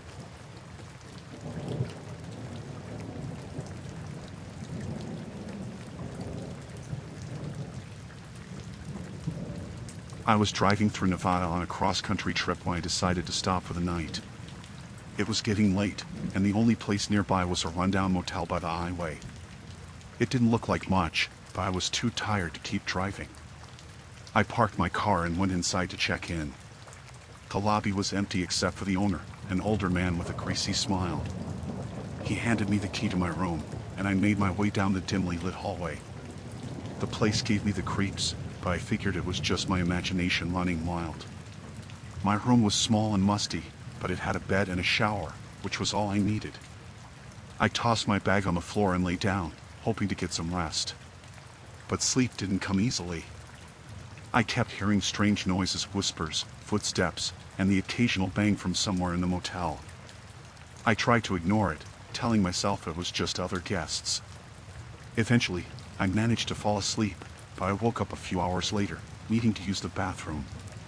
As I stumbled out of bed, I heard voices outside my window. Curious, I peeked through the curtains. I saw the owner talking to a couple of men by the back of the motel. They were speaking in hushed tones, but I could make out bits and pieces of their conversation. They were talking about moving the girls and making sure no one saw anything. My heart started pounding as I realized what they were discussing. I stepped away from the window, my mind racing. It sounded like they were involved in something illegal, human trafficking. I felt sick to my stomach. I knew I had to get out of there, but I didn't want to raise any suspicion. I quietly gathered my things and slipped out of my room, heading for the lobby.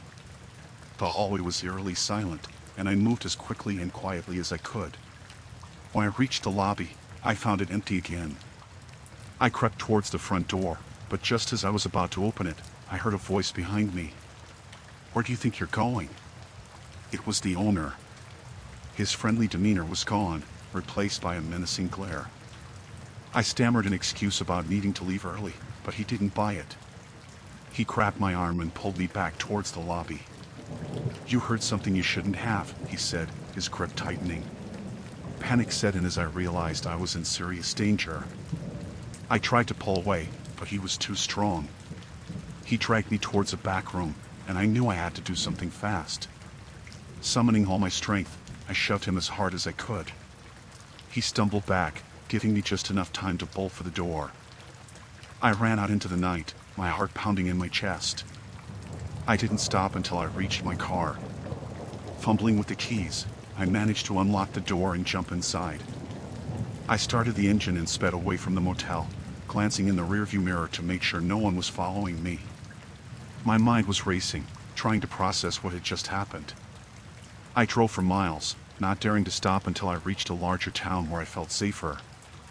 I found a diner and parked my car, shaking as I went inside. I called the police and told them everything I had heard and seen. They took my report seriously and said they would investigate the motel. I sat in the diner for hours, too scared to leave, replaying the night's events in my mind. A few days later, I got a call from the police. They had raided the motel and found evidence of human trafficking. The owner and several others were arrested. I was relieved but still shaken by the whole experience. It was a reminder of how quickly things could go wrong and how important it was to trust your instincts. I continued my trip, but I couldn't shake the feeling of unease. Every time I stopped for the night, I was extra cautious, always looking over my shoulder. The memory of that night stayed with me, a haunting reminder of the darkness that could lurk behind a seemingly friendly smile.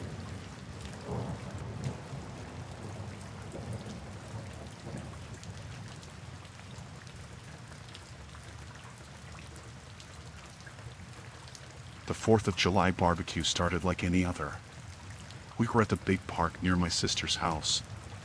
There were kids everywhere, playing on the swings and running through the grass.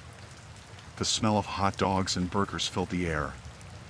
I was with my family, chatting and laughing, watching the fireworks being set up for later. I first noticed him while I was helping my niece with her plate. He was standing by a tree, a camera in his hands. At first, I thought he was just taking pictures of the scenery or the event, but then I realized his camera was pointed at the kids. It made me uneasy. I tried to ignore it, thinking maybe he was a parent taking pictures of his own children. But as the afternoon went on, I kept seeing him in different spots, always with that camera, always aimed at the kids. I started to feel a knot in my stomach. I mentioned it to my brother-in-law, and he shrugged it off, saying people take pictures at parks all the time. But I couldn't shake the feeling. I decided to keep an eye on him. When I saw him moving closer to where my niece and her friends were playing, I couldn't stay quiet any longer. I walked over to him, my heart pounding in my chest. "Excuse me," I said, trying to keep my voice calm. "Can I ask why you're taking pictures of the children?" He looked at me, surprised, then smiled. "Oh, I'm just a photographer," he said. "I'm capturing the spirit of the holiday." "Do you have a child here?" I asked, glancing around to see if there was any sign of him being with anyone. His smile faded, and he shook his head. "No, but it's a public park. I have every right to be here." Something in his tone set off alarm bells. I stepped closer, trying to be firm but not cause a scene. It's making people uncomfortable. Please stop taking pictures of the kids." He frowned, his expression turning hard. "Who are you to tell me what to do?" I was about to call for my brother-in-law when he suddenly lunged at me, knocking me off balance.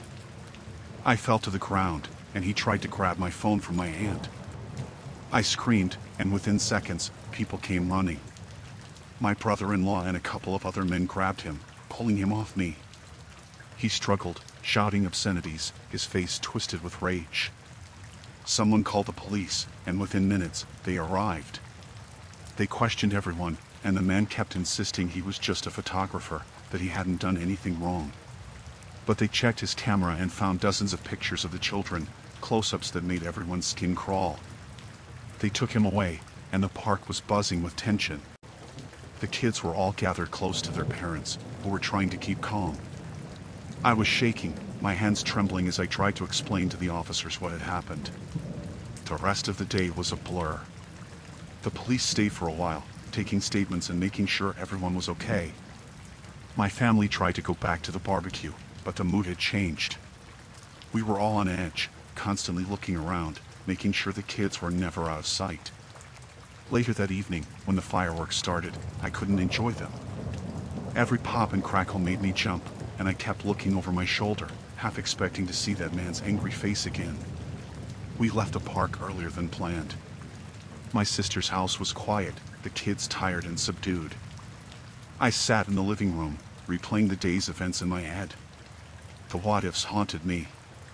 What if I hadn't said anything? What if he had managed to get away?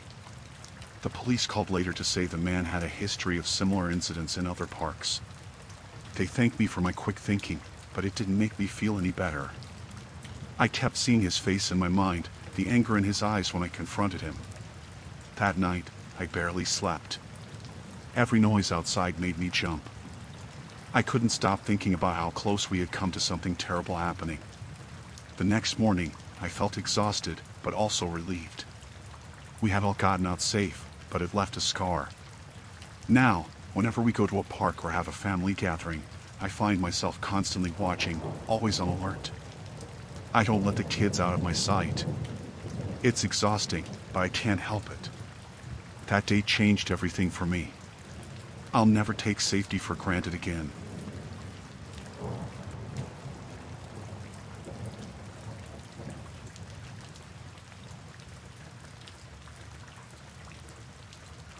The road stretched out in front of me, endless and empty.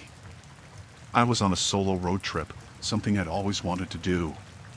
Just me, my car, and the open road.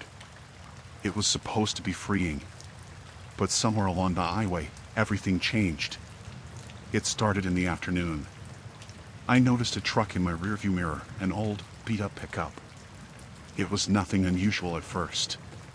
Just another vehicle on the road. But after a few hours, I realized it was always there, keeping the same distance. I tried to shake it off, telling myself I was being paranoid. Maybe it was just a coincidence. Maybe they were heading the same direction. But as the hours passed, the unease grew. Every time I looked back, there it was. I decided to pull over at a rest stop, hoping to let the truck pass.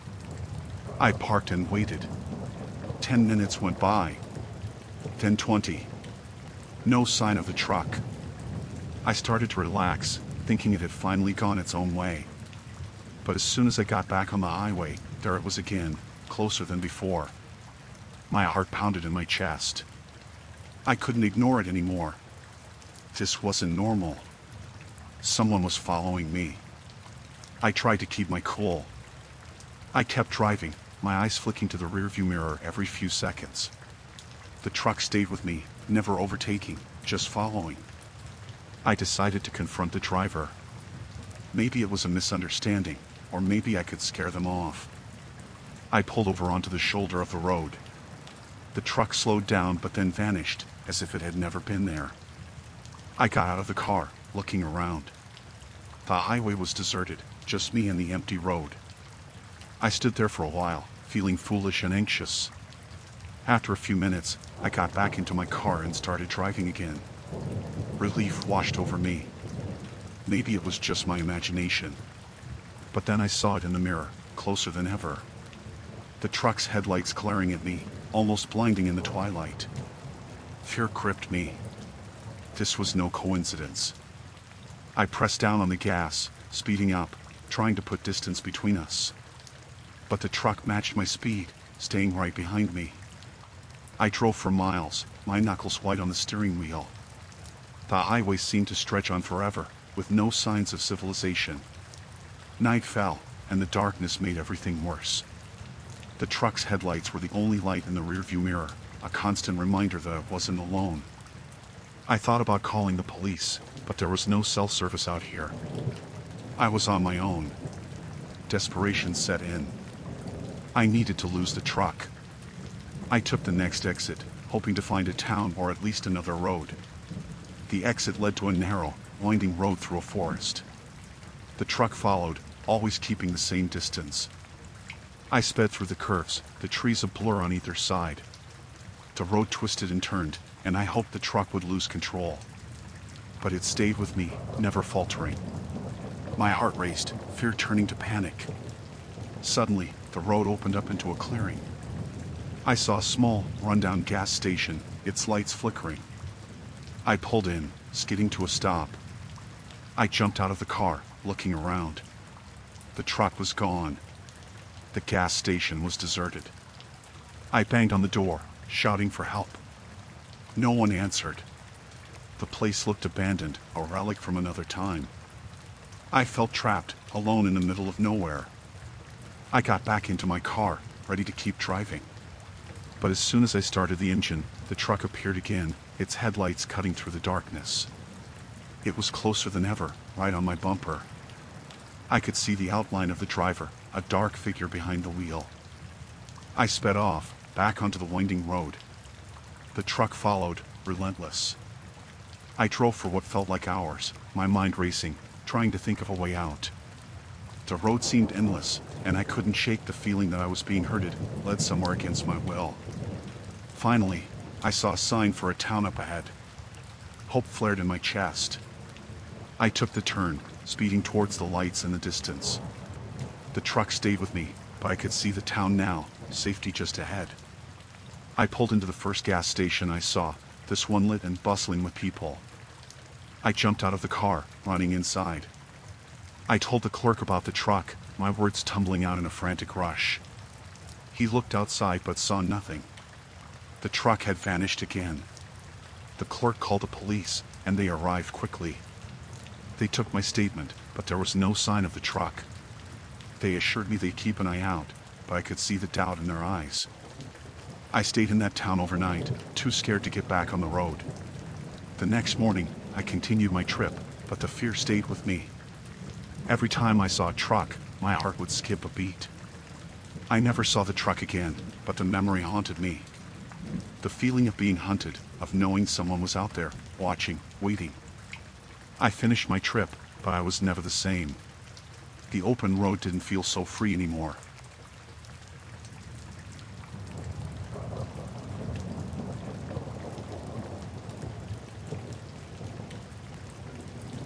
I decided to take a weekend off and go hiking alone in the state park.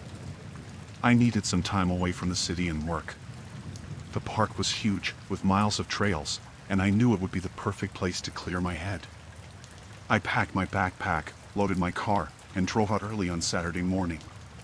The weather was perfect, cool and sunny. I parked my car at the trailhead, shouldered my pack, and started my hike.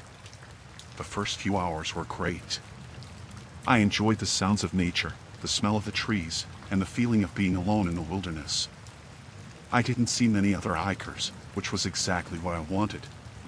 Around midday, I stopped to eat some lunch. I found a nice spot by a stream and sat down to rest. While I was eating, I noticed a man coming down the trail. He looked disheveled, his clothes dirty and torn. He had a wild look in his eyes. As he got closer, I felt a pang of unease. "Hey, there," he called out, his voice rough. "You got any water? I've been lost out here for days." I hesitated, then nodded. "Sure, I have some. Are you okay?" He walked over and I handed him a water bottle. He drank greedily, almost finishing the whole thing. "Thanks," he said, wiping his mouth. "I got separated from my group a few days ago. Been wandering around trying to find my way back." I felt sorry for him, but something about his story didn't add up. He had no gear, no backpack, nothing that a hiker would have. "Where did you get lost?"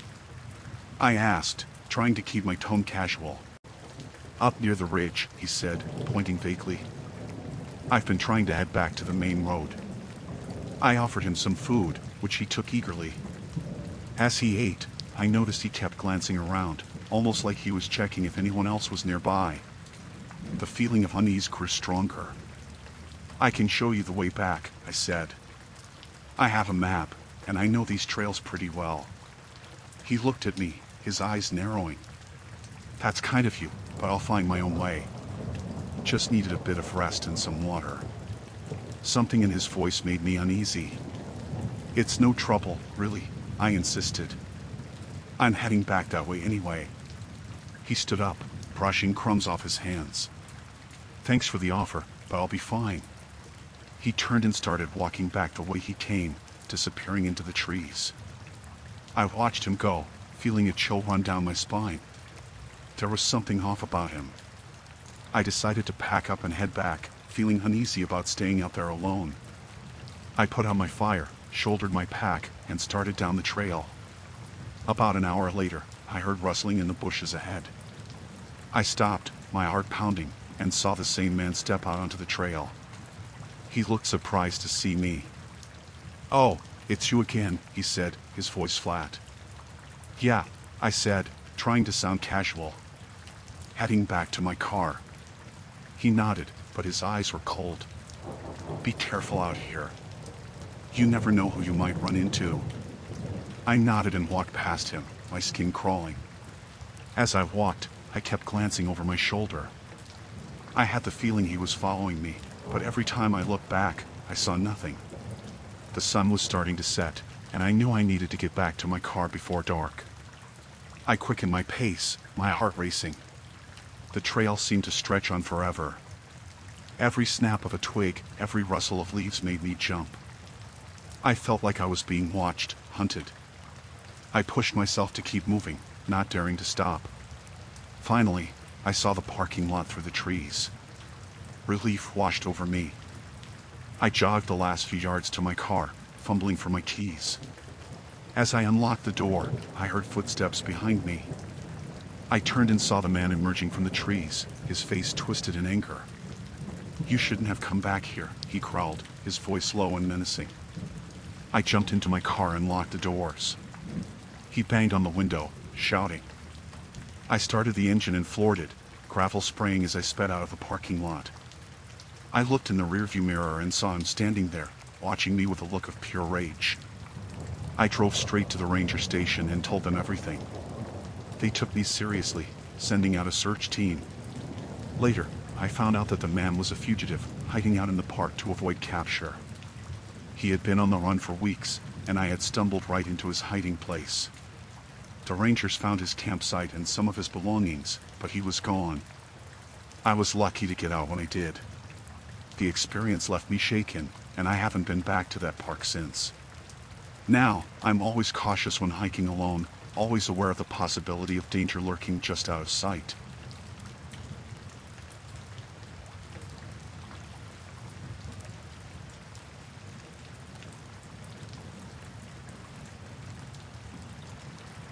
I decided to spend a weekend camping alone to clear my head. I found a remote campsite, far away from the busy campgrounds. It was perfect, isolated, quiet, surrounded by thick forest. I set up my tent, built a small fire, and settled in for a peaceful night. As the sun set, I enjoyed the tranquility, listening to the sounds of the forest.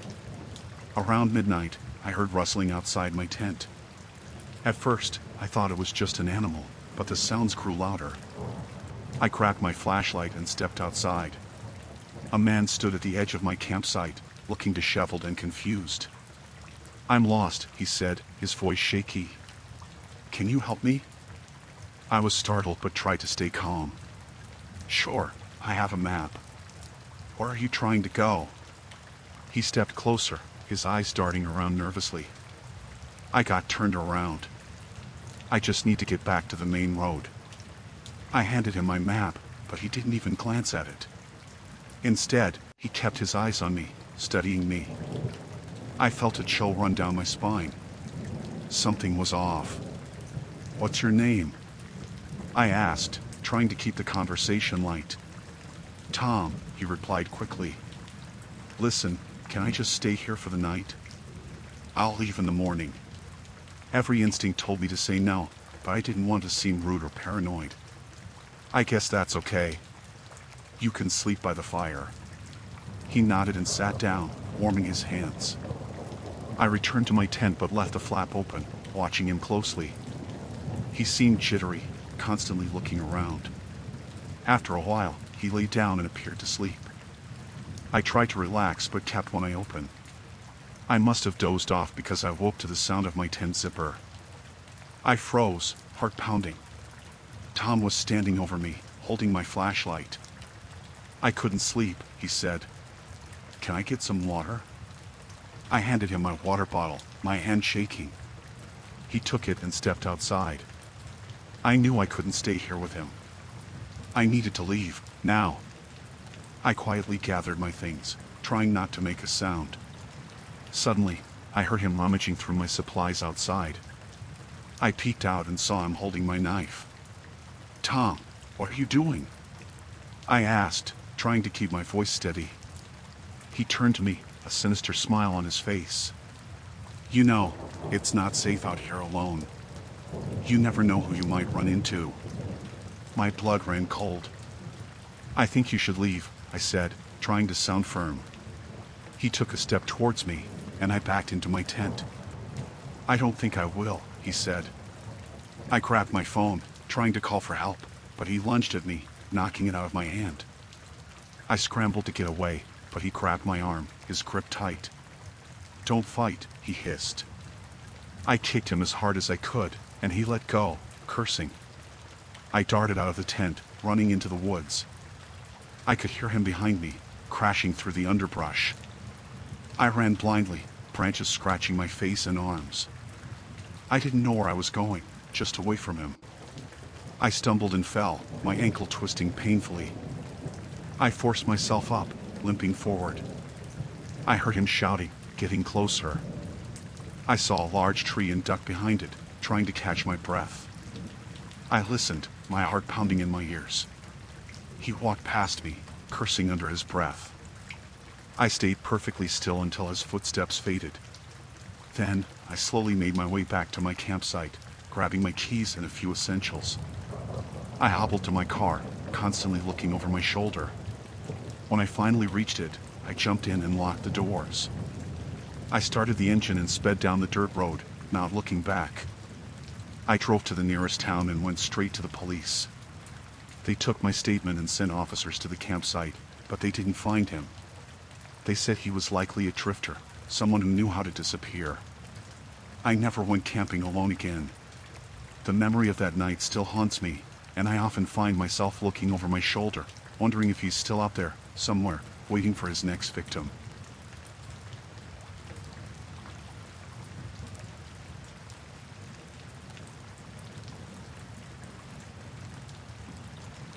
It was pouring rain that night, the kind of rain that makes it hard to see even with the wipers on full speed. I was driving back home from my mom's place with my daughter, Lily, in the back seat. The road was slick, and the wind was howling through the trees lining the narrow road. We were about 10 miles from home when the car suddenly skidded. I tried to correct the steering, but it was too late. The car slid off the road and into a ditch, sinking into the mud with a sickening thud. Lily was scared but unhurt, thank God. I tried to drive out, but the tires just spun in the mud. I reached for my phone to call for help, but there was no signal. I told Lily to stay in the car while I checked if there was any way to get the car moving. As I stepped out, the rain drenched me instantly. The mud was thick and sticky, clinging to my shoes with every step. I was inspecting the tires when I saw headlights approaching. A wave of relief washed over me. Maybe they could help pull us out. The car stopped, and a man stepped out. He was tall and had a hood pulled over his head, making it hard to see his face. "Need some help?" he called out over the sound of the rain. "Yes, please," I replied. "My car's stuck in the mud. Can you help us?" He walked over, and as he got closer, I felt a strange sense of unease. There was something off about him, something I couldn't quite put my finger on. But I was desperate. "I have a rope in my truck," he said. "I can pull you out."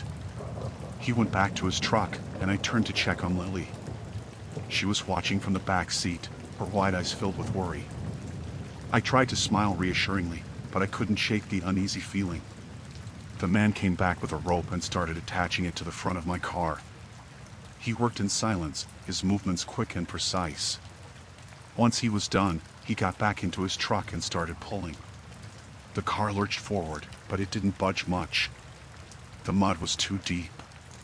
He got out of the truck again and walked over. "It's not working," he said, his tone flat. "We'll need to try something else." I nodded, unsure of what to say.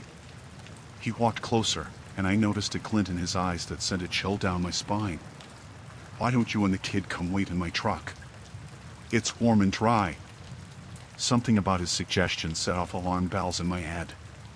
"No, we're fine," I said quickly. "We'll stay here." His expression darkened. "It's not safe out here," he insisted, stepping closer. "You need to come with me." I took a step back, my heart pounding.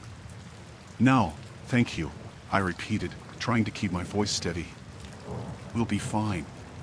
He grabbed my arm, his grip tight and painful. "I'm not asking," he crawled. "You're coming with me."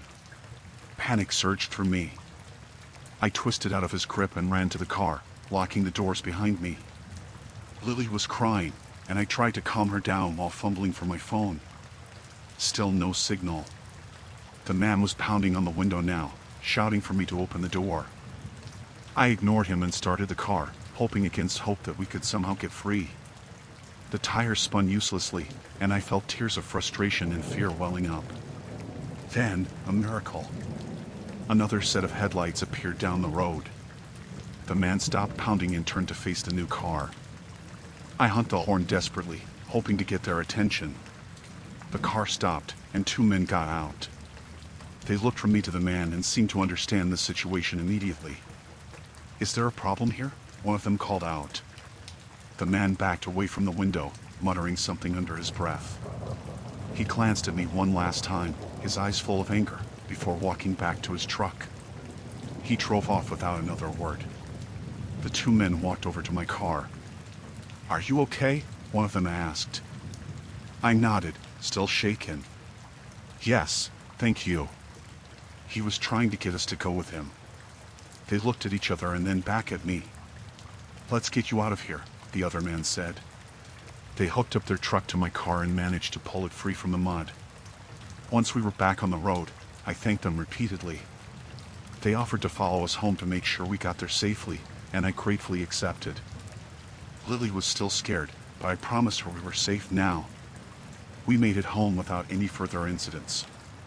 I never found out who that man was or what he wanted, but I'm grateful to those two men who showed up when they did. I don't like to think about what could have happened if they hadn't.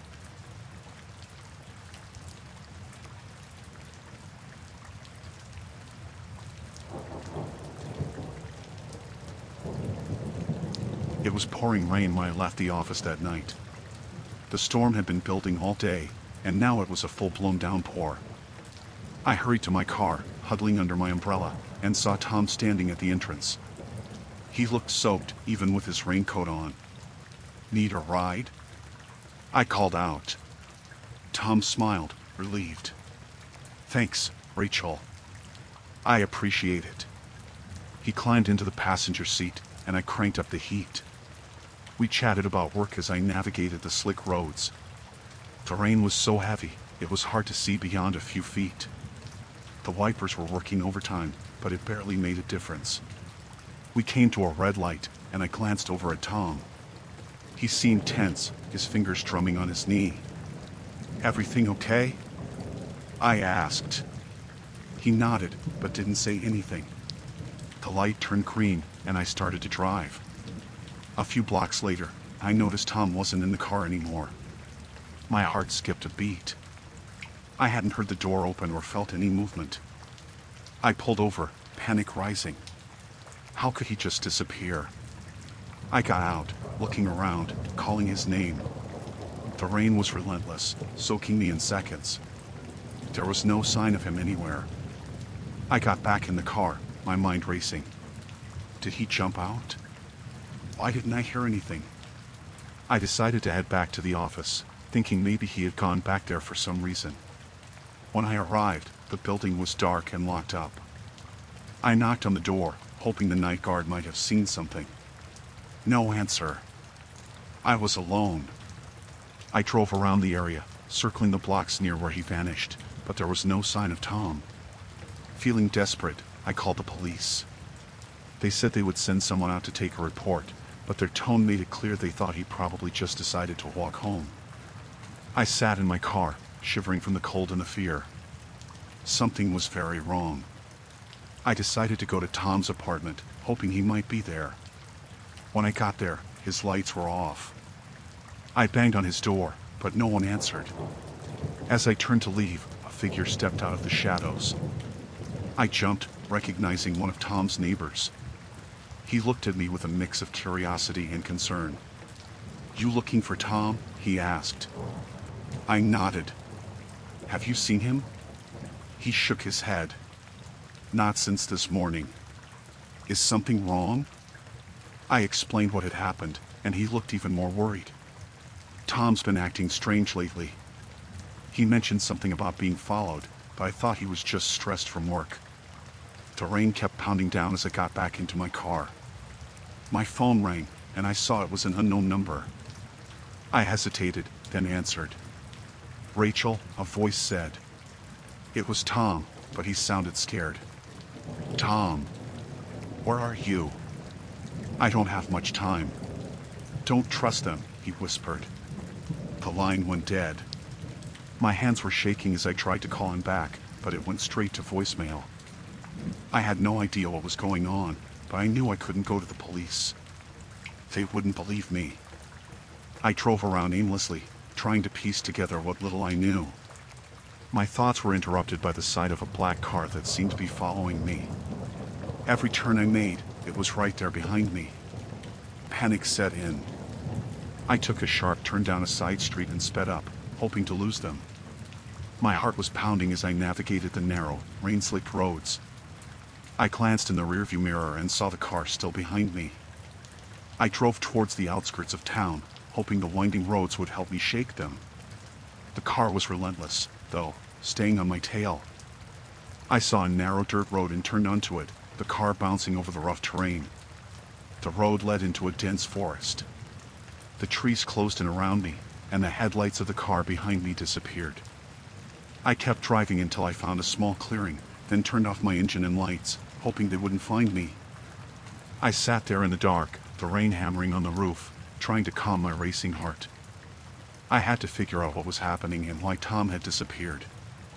I couldn't go home, it wasn't safe. After what felt like hours, the rain finally started to let up. I decided to head back to town, keeping to the back roads. I needed answers, and the only place I could think of was Tom's apartment. When I arrived, the building was dark and quiet. I snuck in through a side door that I knew was always left unlocked. I crept up to Tom's apartment and picked the lock, a skill I had learned years ago and never thought I'd need. Inside, the place was a mess. Papers were scattered everywhere, and it looked like someone had been searching for something. I found Tom's laptop on the table and opened it, hoping for a clue. As I searched through his files, I found a folder marked Danger. Inside were documents and photos detailing some kind of conspiracy. There were pictures of people I recognized from around town, notes about meetings, and lists of names. It was all connected to some illegal activities that Tom had uncovered. Suddenly, I heard footsteps outside the door. I quickly closed the laptop and hid behind the couch. The door creaked open, and I saw a pair of boots step inside. I held my breath, praying they wouldn't find me. The person moved around the apartment, searching through the mess. After what felt like an eternity, they left, and I heard the door lock behind them. I waited a few minutes before coming out of my hiding spot. I grabbed Tom's laptop and slipped out of the apartment, heading back to my car. I needed to find a safe place to go through the files and figure out who I could trust. I drove to a nearby motel and checked in under a fake name. In the safety of my room, I opened the laptop again and went through everything. It was clear that Tom had stumbled onto something big, and now we were both targets. I knew I had to get this information to someone who could help, but I had to be careful. I spent the rest of the night making copies of the files and sending them to trusted contacts, hoping they would take it seriously. As dawn approached, I felt a little safer. The storm had passed, but I knew the danger wasn't over. I had to stay hidden until I could be sure the information was out and Tom was safe. The next few days were a blur of paranoia and fear. I moved from place to place, never staying in one spot for too long. I heard from one of my contacts that the information had been leaked to the press, and the authorities were investigating. Finally, I got a call from Tom. He was safe, hiding out in a different city. He thanked me for helping him, and we agreed to lay low until things blew over. It took months for the dust to settle, but eventually, the people behind the conspiracy were arrested, and things started to go back to normal. I never saw Tom again, but we kept in touch through encrypted messages. That rainy night changed everything. I learned to be more cautious, to trust my instincts, and to always be aware of my surroundings. The memory of Tom's disappearance and the fear that followed still haunt me, but I'm grateful we both made it out alive.